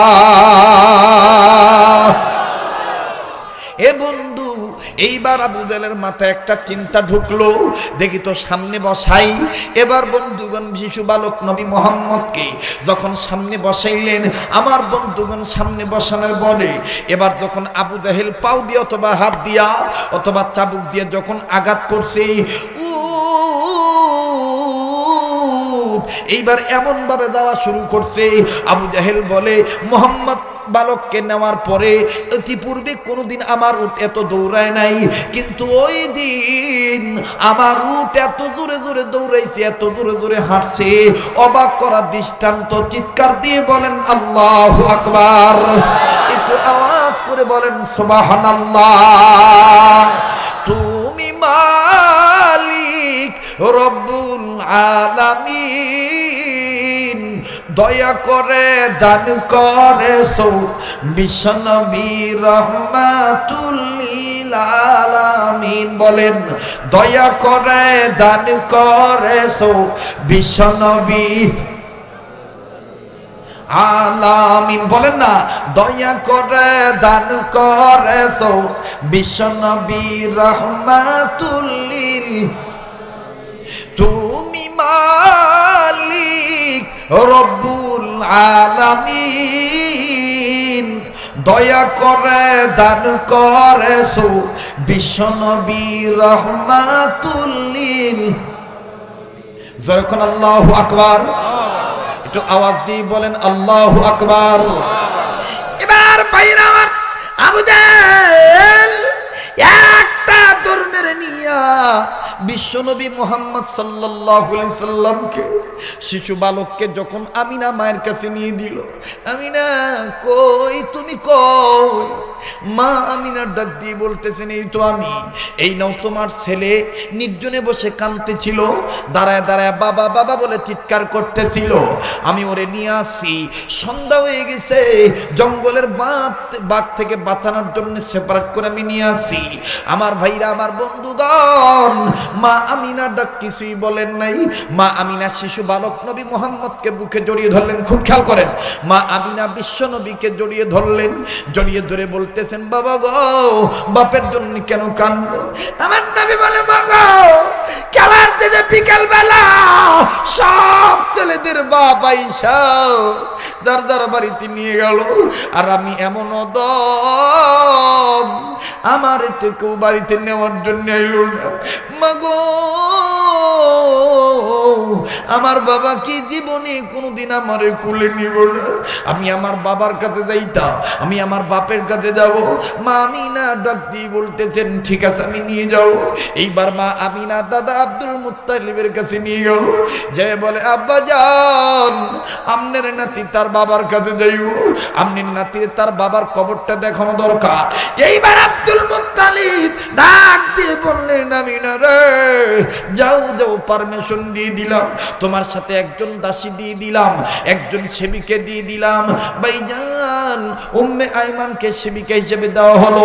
চিৎকার দিয়ে বলেন সুবহানাল্লাহ। উম্মে আইমানকে নিয়া সেবিকা পাইয়া এইবার মা আমিনা রওনা হয়ে গেলেন। আমার বন্ধুগণ, আমার ভাইরা, শিশু বালক নবী মোহাম্মদ দেখেন মায়ের পাগল কেমন, বাপের পাগল কেমন। যুবক ভাইরা রে খুব খেয়াল করো, খুব খেয়াল করো, আমলের নিয়তে কথাগুলো শোনো আমার ভাইরা, আমার বন্ধুগণ, আমার বাবাদিরা। এইবার মা আমিনা যখন বিশ্বনবী শিশু বালককে নিয়ে গেলেন, বাবার কবরটা দেখাইলেন নবীজিকে। মা আমিনা বললেন ওই তো তোমার বাপের কবর দেখা যায়। ও বন্ধু, বিশ্ব নবী বাপের কবরের কাছে দাঁড়াইল। এক পর্যায়ে দাঁড়ায় থাকতে থাকতে থাকতে থাকতে কবরের কাছে যে দুই হাঁটু জমিনে গেড়ে দিল। গেড়ে দিয়া ছোট্ট বাচ্চা বাপেরে ডাকলে যেমন শোনা যায়, এইরকম করে মোহাম্মদ নবী বাবা আব্দুল্লাহর কবরের উপর হাত রেখে বলে বাবা গো, মাই কই যে আমি তোমার লগে দেখা করব, তুমি আমারে দেখবা বাবা গো। খেলার যে সব বাপেরা ইয়া পোলাগুলো ইয়া যায়, আর তুমি দিয়ে আমারে নেও না বাবা গো, আমি কি তোমার কোলে উঠতে পারতাম না। ও বন্ধু, শিশু বালক নবী মোহাম্মদ যখন এরকম করতে কিতাবের লেগুলি ওই সময় আব্দুল্লাহ তোমা বলতেছিলেন আল্লাহ গো আমার কবর ভাঙা দাও, আমি আমার সন্তানকে খুলে নিব। এ বাজান, যার বাপ নাই মা নাই সে বুঝবেন বাপ হারাতে কত যন্ত্রণা। বাইরে কথা বলতে গেলে অনেক কথা, প্লিজ দিলটা নরম করে দেয়। এই তো গত কয়েক বছর আগের কথা, উত্তরাঞ্চলে প্রোগ্রাম আমার বেশি হয়। কুড়িগ্রাম ডিস্ট্রিক্ট বুরুঙ্গামারি থানায় ওয়াজ করে রাত্রি যাপন করেছি। সকালবেলা কমিটির লোকেরা আমাকে ডাক দিয়ে মাওলানা আমাদের এলাকার কবরটা জিয়ারত করুন লাগলো। আমি কই তোমরার এলাকায় তো হুজুরের অভাব নাই, আমার দিয়ে কি লেগে জিয়ারত করার লাগলো? কৌজু উদ্দেশ্য দুইটা, আপনি মুসাফির মানুষ জিয়ারত করলে আল্লাহ খুশি হইব, আর একটা উদ্দেশ্য হইল আমাদের এই কুড়িগ্রাম বুরুঙ্গামারি কবরস্থানে এমন একজন মায়ের পাগল দেখাবো যেই ছেলেটারে দেখলে আপনি স্থির থাকতে পারবেন না। আমি বলি কেমন মায়ের পাগল, কতটা বুঝায় বলো। হুজুর 2 সপ্তাহ হইছে একজন মা মারা গেছে, কিন্তু মায়ের ছেলেটা বাচ্চা রইছে। এই ছেলেটা প্রত্যেক দিন সকালবেলা ভোরবেলা মায়ের কবরের কাছে আসে, সারাদিন মায়ের কবরে পইরা থাকে, বাড়িতে যায় না, বাড়িতে যায় না, কেউ কিছু খাবার দিলে খাইতে যায় না। আমরা মহল্লাবাসী জোর করে তাকে খাওয়াই, রাত্রিবেলায় আটকায় রাখি, সকাল হইলে আবার মায়ের কবরের কাছে আসে। আমি দেখব বাচ্চাটাকে দেখব। ও বন্ধু, মনের কৌতূহল বশত দেখার স্পৃহা জাগ্রত হইল।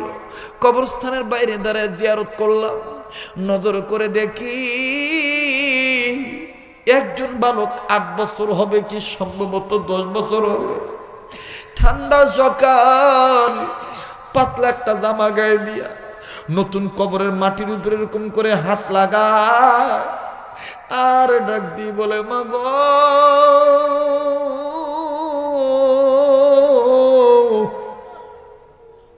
ও মা তুই আমারে তুই কেমনে কবরে ঘুমাইতেছস মারে? আমারে তো কেউ আর গোসল করা যায় না, আমার মাথার চুল কেউ আশ্রয় দেয় না রে মা।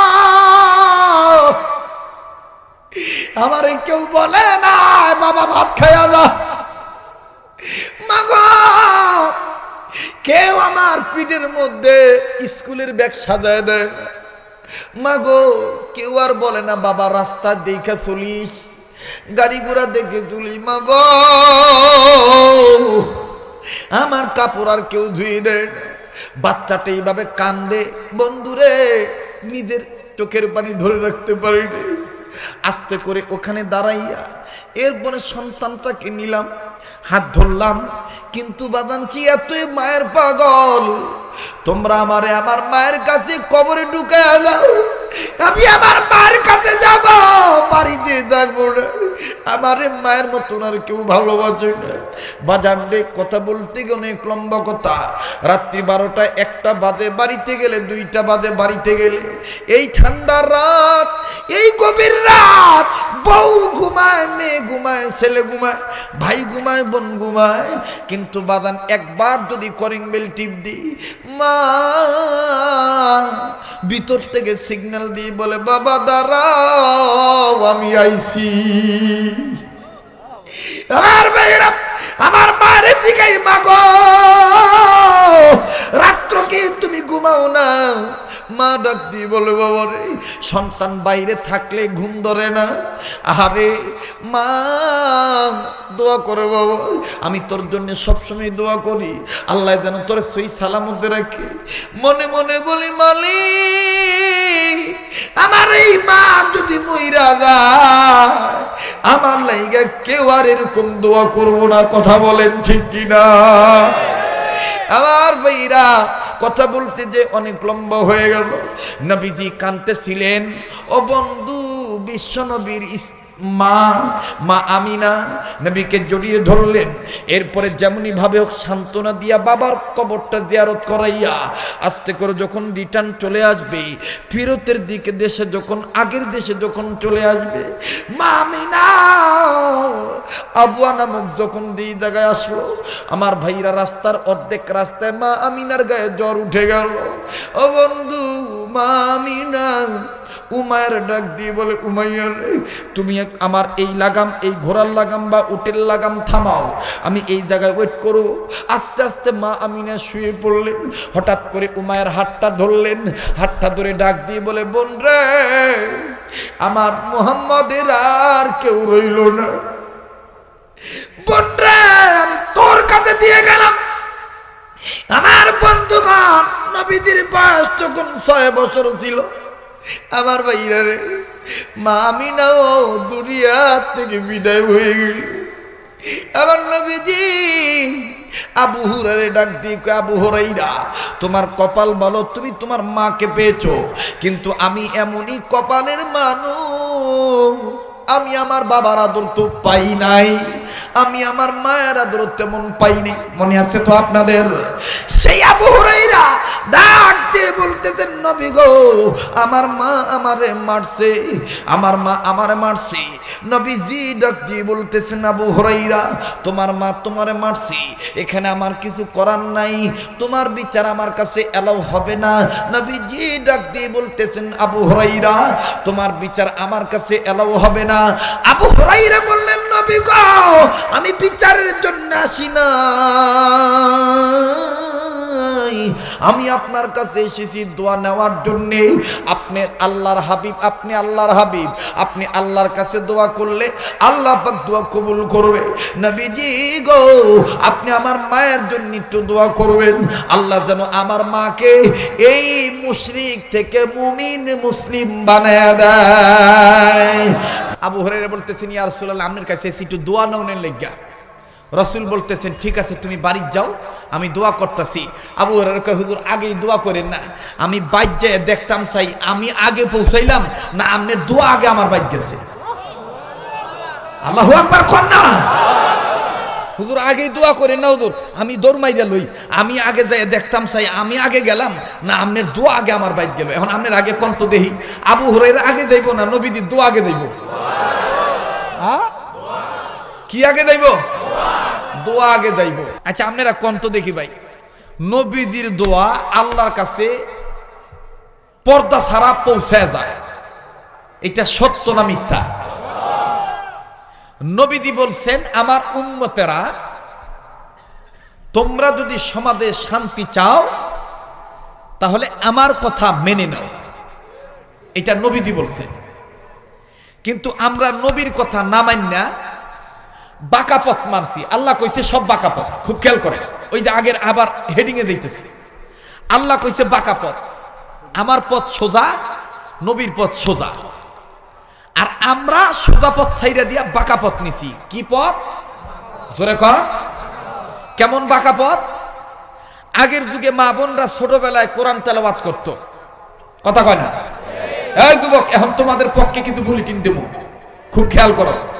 কিছু সুন্নিরা কয় দোষ বলে আনবো, দোষ কাগো আমি খুলে দিতেছি, কথাটা কয়ে কমুকে না কমু না? যুবকরা জোরে কও, কইতাম না কইতাম না। আল্লাহ কইল সোজা পথ দেখাবো, কিন্তু আমরা বাঁকা পথেই থাকলাম। কেমন বাঁকা পথ? মায়ের আগে কোরআন তেলাওয়াত করতো, ওহনে আর কোরআন তেলাওয়াত করে না, ওহনে স্টার জলসার জি বাংলা। এটা যদি আস্তে কস্তাইলে মনে করবো তুই তুই তুই তোর বউর কামাই খাও গেল। একটু জোরে কথা কর, ঠিক কিনা? আগে কোরআন তেলাওয়াত করতো আর ওহনে স্টার জলসার জি বাংলা। কিছু কিছু পুরুষ ওহন উঠতে যাইব গা, যাজ্ঞা ভাই মনে করতাম ভারী এরা বউর কামাই খাও গেল। আবার কিছু কিছু ভাইয়ের জরুরত থাকতে পারে, প্রাকৃতিক সমস্যা থাকতে পারে, তাই না ভাই? যাক, উঠতে গেল আবার আইব ইনশা ইনশা। আমার ভাইরা স্টার জালসা দেখে, মুসলমানের বউ মুসলমানের মাইয়া স্টার জালসা দেখে স্টার জালসার রং রঙে কাপড় পোশাক পরিধান করে। এই কারণে আজকে আমার সোনার বাংলা ইফতিজিং বাইরে গেছে গা। আগের যুগে দেখি নাই ছেলে মেয়ে একসাথে স্কুলে গেছে, কেউ কারোর দিকে তাকায় নাই, ওখানে শুধু তাকায় না মিয়া, পোশাক পর্যন্ত ছিঁড়া ফেলায়, থাপড়ায় মাইয়ার সাবার দাঁত খুলে ফেলায়, এই ওপেন রাস্তার মধ্যে ধর্ষণ করে, জিনা করে, ইফতিজিং করে, কথা বলেন ঠিক কিনা? প্রেমের ওভার প্রত্যাখ্যান করার কারণে থাপড়ায় গাল ভরায় বলা, কয় আই লাভ ইউ, কয় আই লাভ ইউ। সেরিয়া আবার ডাক দিয়া কয় না কইতাম না আই লাভ ইউ। আর আমি নিজে দেখছি, ইন্টারনেটে নিজে দেখছি, এই বাংলাদেশের ঘটনা। এগুলো বাড়ার কারণ কি? বাড়ার একটাই কারণ, আমরা কোরআন হাদিস ছাইরা দিয়া ইন্ডিয়ান তদবির মাইনা নিছি, ঠিক না ভাই? আর আমার মায়েদেরকে আল্লাহ বলেন ধাক্কা চলো বাঁকা পথ ছাইরা দিয়া, অকরনা ফি বুয়ুতিকুন্না ওয়ালা তাবাররুজনা তাবাররুজাল জাহিলিয়াতিল উলা। এটা কার কথা? জাহিলিয়াতের যুগ হইল বাঁকা পথ, আর আমার পথ হইল সোজা পথ। পর্দা মানো, ডাইক্কা ডুক্কা চলো, জাহিলিয়াতের যুগের মতন বাঁকা পথের মতন খুলুম খোলা ভাবে চইল না। অথচ সুন্নিরা কি করলো? উল্টা বাঁকা পথের দাবিদার হয়ে থাকলো, বাঁকা পথেই থাকলো। উন্না দেওয়ার কথা যেহানো এহানো উন্না না দিয়া আর এক জায়গায় উন্না দিয়ে থুয়ে দিছে। যুবকরা কথা খস না কে ভাই? এখন আপনারা এখন এই পরিবেশে থাকলে ইফতিজিং বাড়বো না কমবো? উন্না দেওয়ার কথা মাধবদী, মাধবদী উন্না না দিয়া হ্যাঁ উন্না নিয়ে দিয়ে থুইছে রায়পুরা থানার মাথা। আবার এরাই দেখবেন টেলিভিশনে টকশো করে কয় স্বাধীন রাষ্ট্রের স্বাধীনতা নষ্ট হয়ে গেছে, আমরা ওপেন ভাবে ঘোরাঘুরি করতে পারতেছি না। সাংবাদিকরা যদি প্রশ্ন করে ম্যাডাম কি লেগে ওপেন ভাবে ঘুরতে পারেন না, কয় বাংলাদেশের ছেলেদের চরিত্র নষ্ট হয়ে গেছে, এদের চরিত্র নষ্ট হয়ে গেছে, এরা নষ্ট হয়ে গেছে। আমি বলতে চাই চুন্নির ঘরের সুন্নিরা খামাখা আমার বাংলাদেশের ছেলেদের দোষ দিস না। এই ছেলেদের চরিত্র যদি নষ্ট হয়ে থাকে এর পিছনে সঙ্গত কারণ তোমাদের, কারণ তোমাদের বেহায়াপনার কারণে যুবকদের চরিত্র।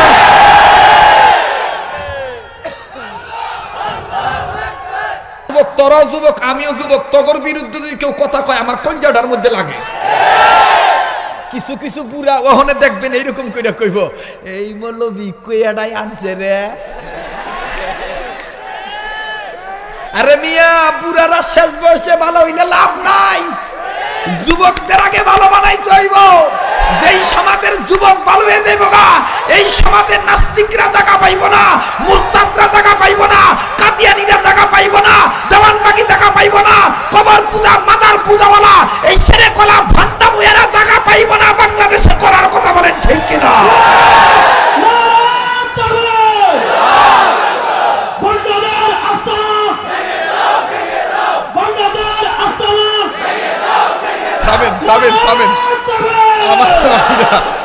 আপনি খোঁজ নিয়ে দেখবেন অধিকাংশ মসজিদের ইমাম টিকতে পারে না বুড়াদের জ্বালায়।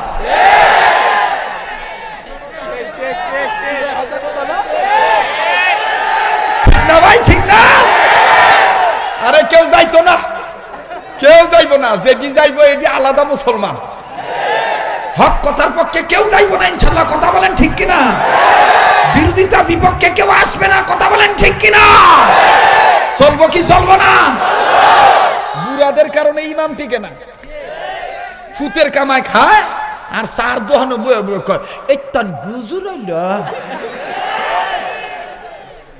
খালি ফলের বাইট খায়, ঠিক কিনা? কয়দিন বাদে বাদে খালি ইমাম পাল্টায়, কয়দিন বাদে বাদে।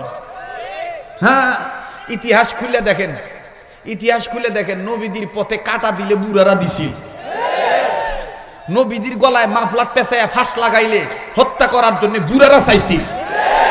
নবীজি কোরআন তেলাওয়াত করছে, বুড়ারা কইছে পাগল পাগল যাইস না, আর যুবকরা কইছে না মোহাম্মদ পাগল হতে পারে না, আমরা যুবকরা নবীজির কোরআনের পক্ষে আছি। আজ এই বালাপুরের সিএনজি চালক করার যুবক, এরা রক্ত দিয়ে নয়, এরা অর্থ দিয়ে, সময় দিয়ে, গুরুত্ব দিয়ে বুঝিয়ে দিয়েছে ওই ভান্ডারিওয়ালা মুরব্বীদের চক্রান্ত, গান বাজনাদের মুরব্বীদের চক্রান্ত শোনা যাবে না। আমরা আমাদের অর্থ দিয়ে কোরআনের পক্ষে আলেমদেরকে দাওয়াত দিয়েছি। আপনারা তো আমারে জানেন, আমি একবারে সামাজিক অবস্থানটা নগদে তুললে ধরি, আগে সুরে কথা কন টাইম আমার নাই, যেইটা আমার সামনে ধরা হলো এইটা আমি কম, কি কম, ঠিক কিনা? বুড়াই শেষ বয়সে যাইয়া মমতাজের গান শুনে, হ্যাঁ কইরা ডাক বইরা গাছে গা রে, যে ঠান্ডা দিছে, হ্যাঁ বুইরার ঘরের বুইরা, তুই বালা হইলি না, বালা হইলি না। আবার উল্টা তোর নাতনি আবার দেখবেন কিছু বুড়ার কাছে যখন নাতনি স্কুল টেনে যায় কয় দাদা দাদা ও এই বাড়ির মাতবরের হতে না আমার দিকে চাইছিল। এই দাদাই তখন দেখবেন লাডি হাতে লইয়া 1000 পাওয়ারের চশমা চোখকে দিয়া যায়, কইব কোনডাই মাতবরের হতে কোনডাই, আমি বিচারটা কইরা ছাড়ো মাঝগা, ঠিক কিনা? কন বুড়াই যায় বিচার চায়, আরে দাদার ঘরের দাদা তোর নাতনির বিচার আগে কর, তুই হজ করার পরও তোর নাতনি কি লেগে ইসলামের রীতি মানে না, কি লেগে বুরকা পরে না, তোর নাতনির বিচারটা আগে করবি, মাতবরের পুতের বিচার পরে করবি।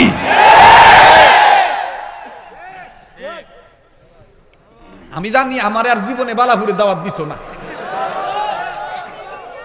না দাওয়াতের আশায় কথা কইতেছি না, হক কথাগুলো তুলে ধরতাছি। কি ভাই, এই বুড়াই যদি কয় নাতি রে আমি হজ করছি, আমি হাজি, তুই বোরকা ছাড়া বাইরে যাবি না, ঠিক কিনা? তাহলে দেখবেন নাতনি অন্তত দাদার বয়ে বোরকা পড়তে বাধ্য হইব। বুড়াই না করবো কি, অনেক বুড়া সার দোহানো স্টার জালসা দেখে, এইদিক তাকান এইভাবে,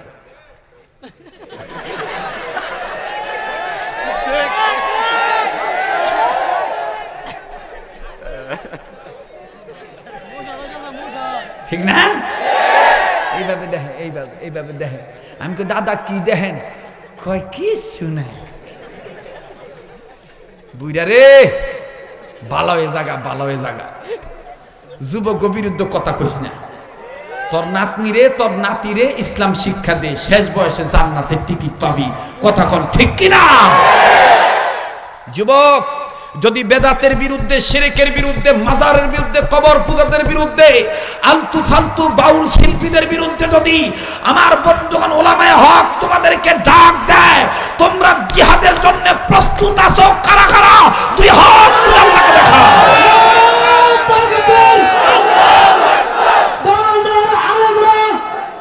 আমার ভাইরা এদিক তাকান, আমার বন্ধুগণ, আমরা কোরআনের পক্ষে এক না দুই? নারে তাকবীর, আল্লাহু আকবার। কোরআন সুন্নাহর আলো করে করে চালো, কোরআন হাদিস যেখানে আমরা আছি সেখানে, আলেম উলামা যেখানে আমরা আছি সেখানে, শিরক বিদআত যেখানে আমরা নাই সেখানে, অশ্লীলতা যেখানে আমরা নাই সেখানে, কোরআন হাদিস যেখানে আমরা আছি সেখানে।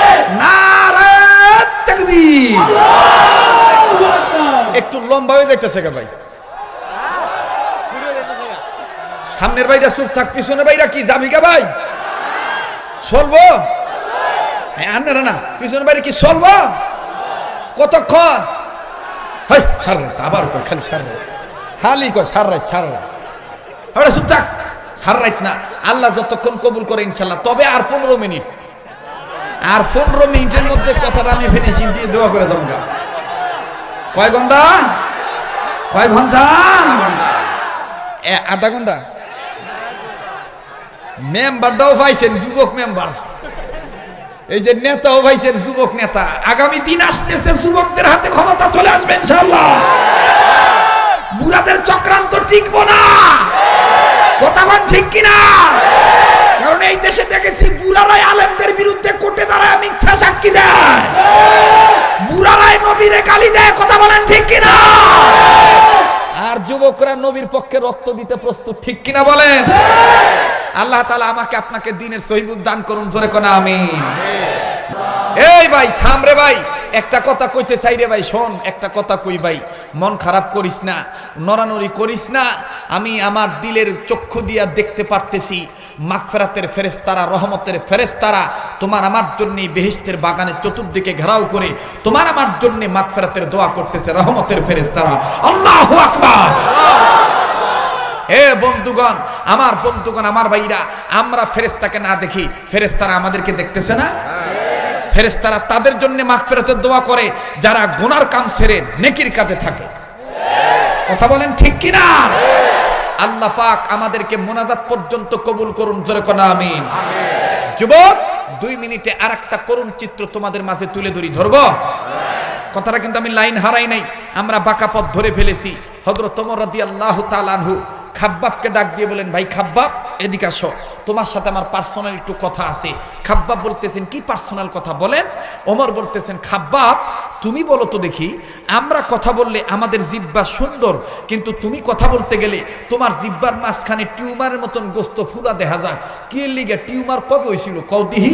খাব্বাব ডাক দিয়ে কয়, ওমর আমি বাঁকা পথ ছেড়ে দিয়া সোজা পথে যেই দিন আইতে চাইছিলাম সেই দিন থেকে আমার টিউমার হয়েছে। কথাটা বোঝেন নাই? দিলটা নরম করে দেন। দেখেন তো কোন উসিলায় 1 ফোঁটা চোখের পানি মাছির মাথার মতন বাইর করতে পারেন কিনা? কারণ আমি জানি, আমার বিশ্বাস, চোখের পানি পড়লেই আল্লাহ পাক গুনাহ মাফ করে দিবে। আমার ভাইয়েরা, মাথাটাও নাড়াবেন না। ওমর বললেন, খাব্বাব রে, তোমার জিহ্বার মধ্যে টিউমার কেমন করে হইল? খাব্বাব বলে, ওমর ভাই আর কোন কথা আসেনি? ওমর বলে, খাব্বাব রে, শুধু টিউমার নয়, আমি প্রায় সময় নজর করে দেখছি তোমার ডাইন সাইডের কোমরের নিচে কুষ্ঠ রোগের মতন সাদা হাড্ডি বাইর হয়ে গেছে। কেন কুষ্ঠ রোগ হইল? কেন টিউমার হইল?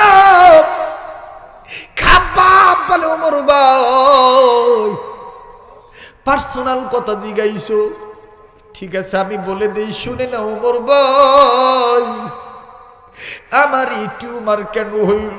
আমি আগে বাঁকা পথে ছিলাম, আমি আগে অন্ধকারের পথে ছিলাম ওমর ভাই। আমি যখন আমার নবীজির আদর্শ পাইলাম,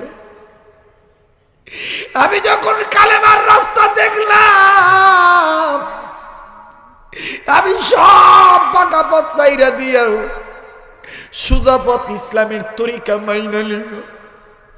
ওমর ভাই রে, সকাল সন্ধ্যা আমি আল্লাহর নামের জিকির শুরু করে দিলাম। ওমর ভাই রে, আমার এই খবরটা আমার মালিকের কাছে গেল।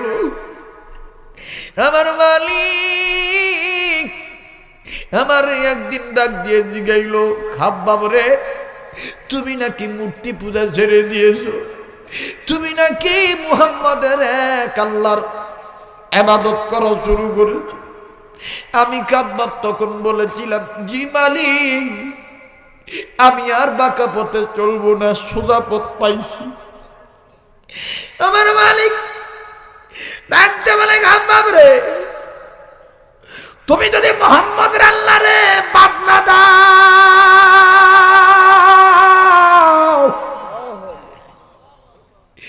আমি কিন্তু তোমার নির্যাতন করব।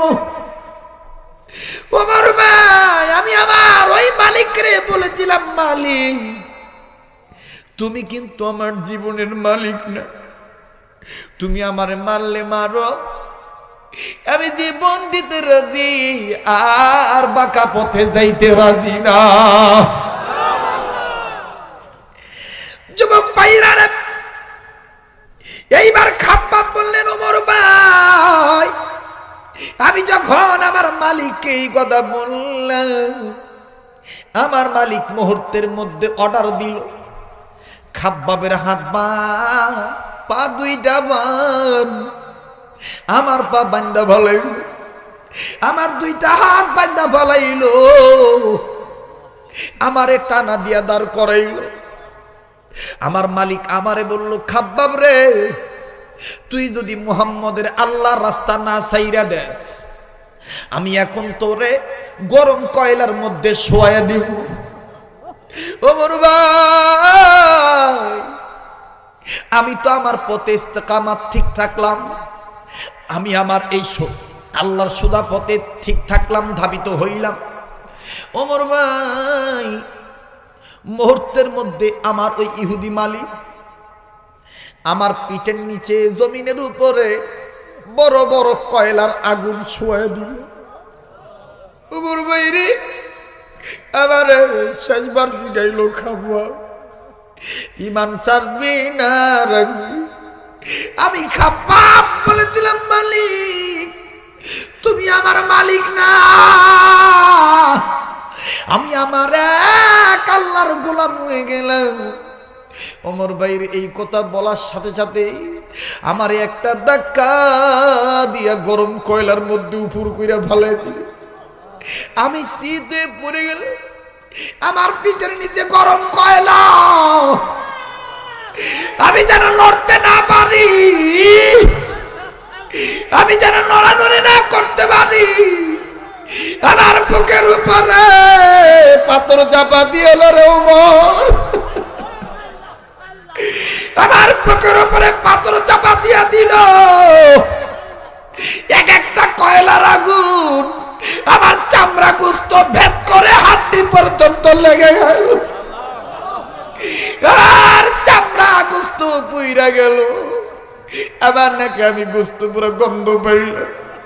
ওই রে ডাক দিয়ে বলে, ওমর রে, এগুলো কুষ্ঠ রোগ নয়, ইমানের পথ সোজা পথ মেনে নেওয়ার কারণে আমার চামড়া পুইরা গেছে, আমার গোস্ত পুইরা গেছে রে ওমর, আমার সাদা ডিম বাইর হয়ে গেছে, সাদা ডিম বের হয়ে গেছে। ওমর, এখানে শেষ নয়, তুমি বলে যাও জিব্বার মাঝখানে গোস্ত কেন টিউমার মতন ফুলে গেল?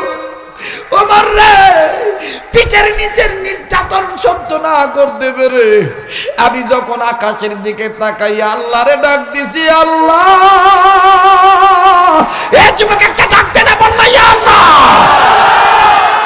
ওমর, আল্লাহরে যখন আল্লাহ বলে ডাক দিছিলাম, আমার ইহুদি মালিক বলে দিছে, খাব্বাবের মুখের মধ্যে এক টুকরা গরম গরম কয়লার আগুন ঢুকে দে। ওমর রে,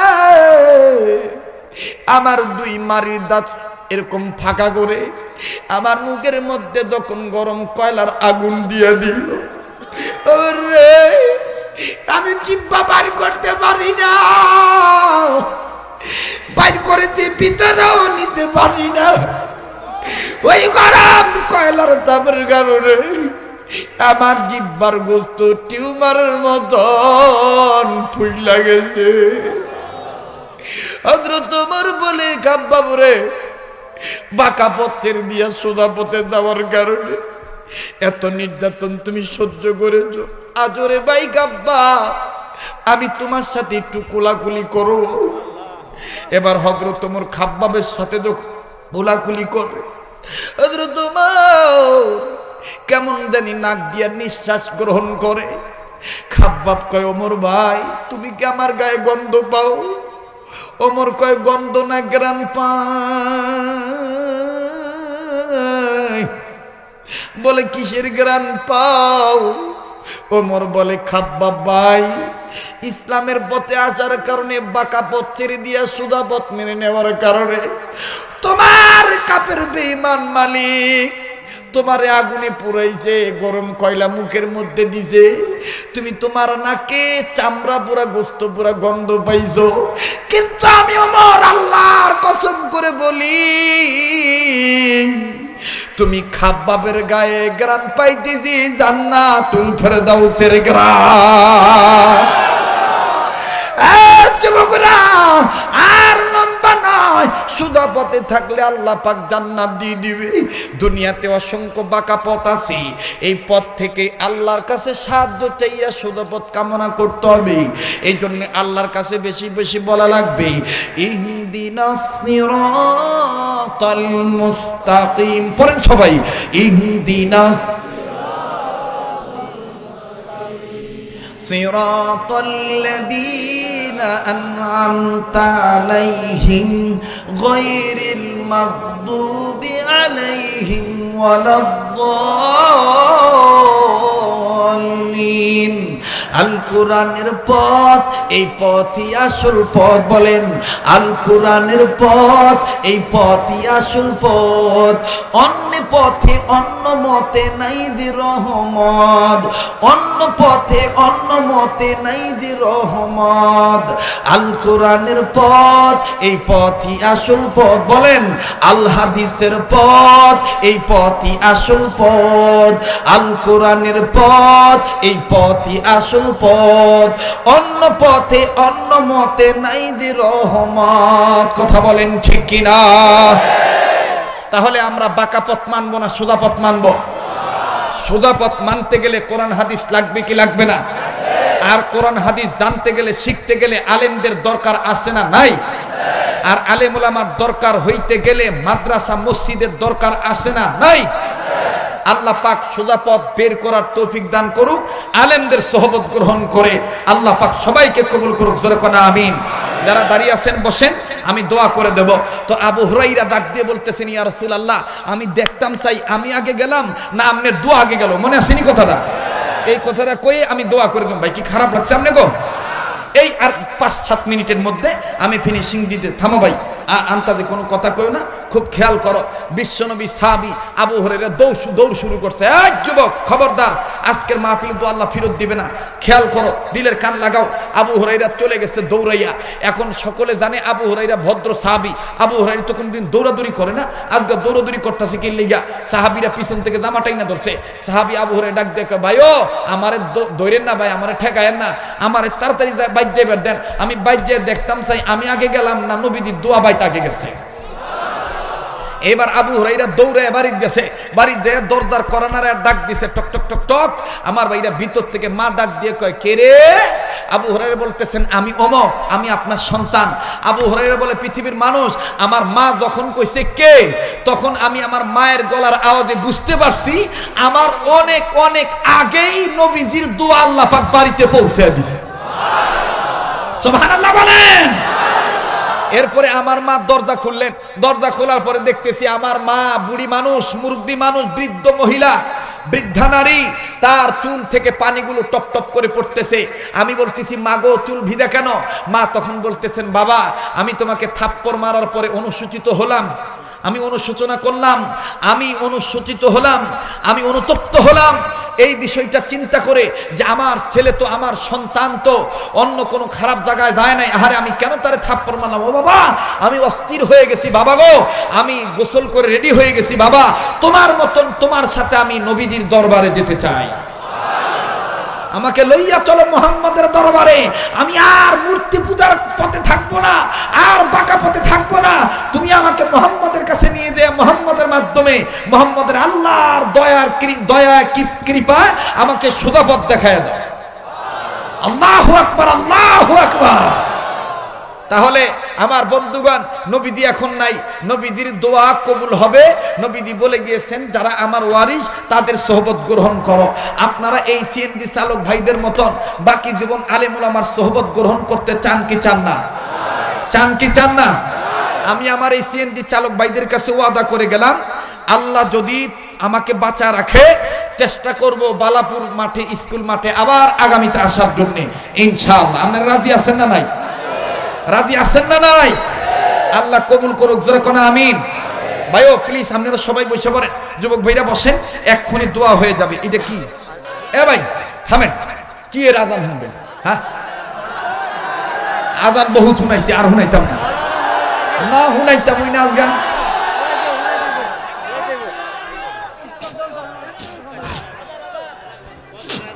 আল্লাহ কবুল করুক, জোরে কোন আমিন। কি হয়েছে ভাইয়া? কি ভাইয়া? ভাইয়া না, আজান আজগা দিতাম না, না না, ওখান যদি আজান দেই অনেক বেড়ার ঘুম ভেঙে দেবে।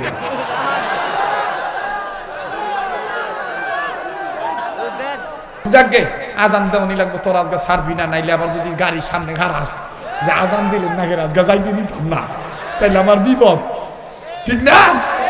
একটু জোরে কব আল্লাহু আকবার। রেডিও খুললে দেখবেন কারি মোহাম্মদ উবাইদুল্লাহ হুজুর চমৎকার কণ্ঠে বলে, আল্লাহু আকবার,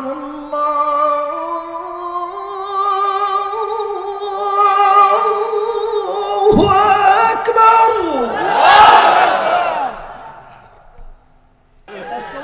আল্লাহু আকবার,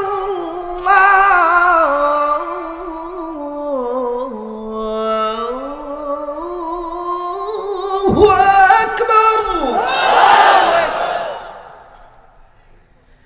আশহাদু আল্লা ইলাহা ইল্লাল্লাহ।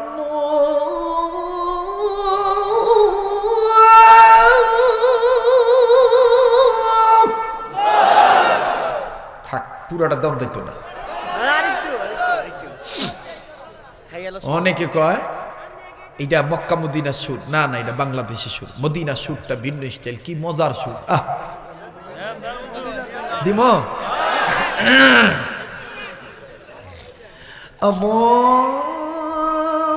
আল্লাহু আকবার, আল্লাহু আকবার,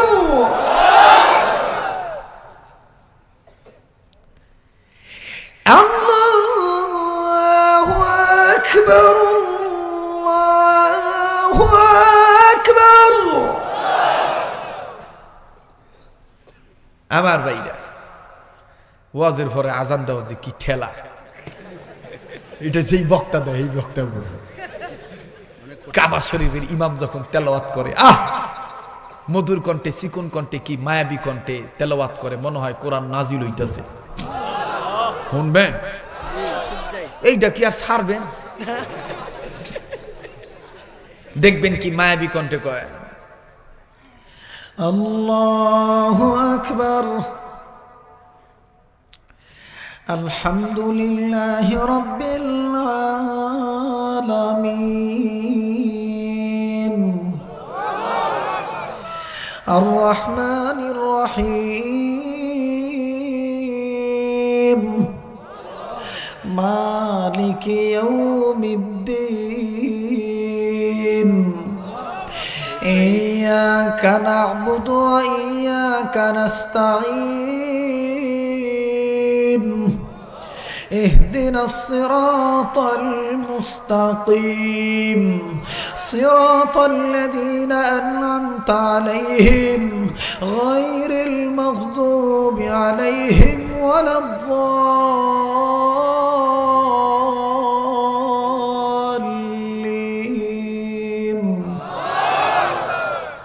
আবার দেখবেন আরেকজন এই তেলাওয়াত শুনতে মজা লাগে না? দেখবেন কি মায়াবী কণ্ঠে কয়, ওয়াস-সামাআ বানাইনাহা বিআইদিন ওয়া ইন্না লামুসিউন ওয়াল আরদা ফারাশনাহা ফানি'মাল মাহিদুন ওয়া মিন কুল্লি শাইইন খালাকনা যাওজাইনি লাআল্লাকুম তাযাক্কারুন ফাফিরু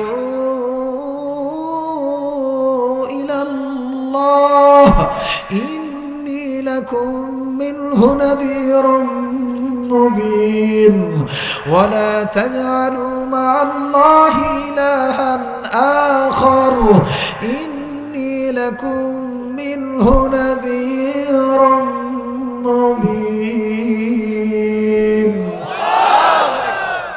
আবার দেখবেন আরেকজন ইমাম আছেন শেখ আব্দুর রহমান আশ-শরাইব, উনি আবার দেখবেন মোটা কণ্ঠে মোটা গলায় কয়, আল্লাহু আকবার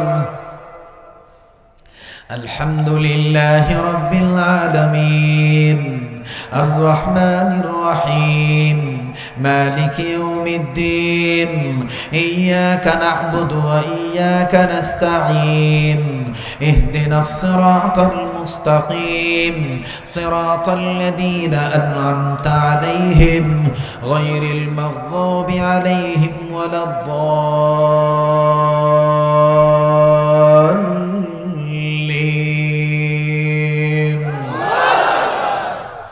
والسماء بنيناها بأيد وإنا لموسعون والأرض فرشناها فنعم الماهدون ঠিক কিনা বলেন? আল্লাহ পাক কোরআনের তেলাওয়াত আমাদেরকে শুদ্ধ করার তৌফিক দান করুন, জোরে করে আমিন।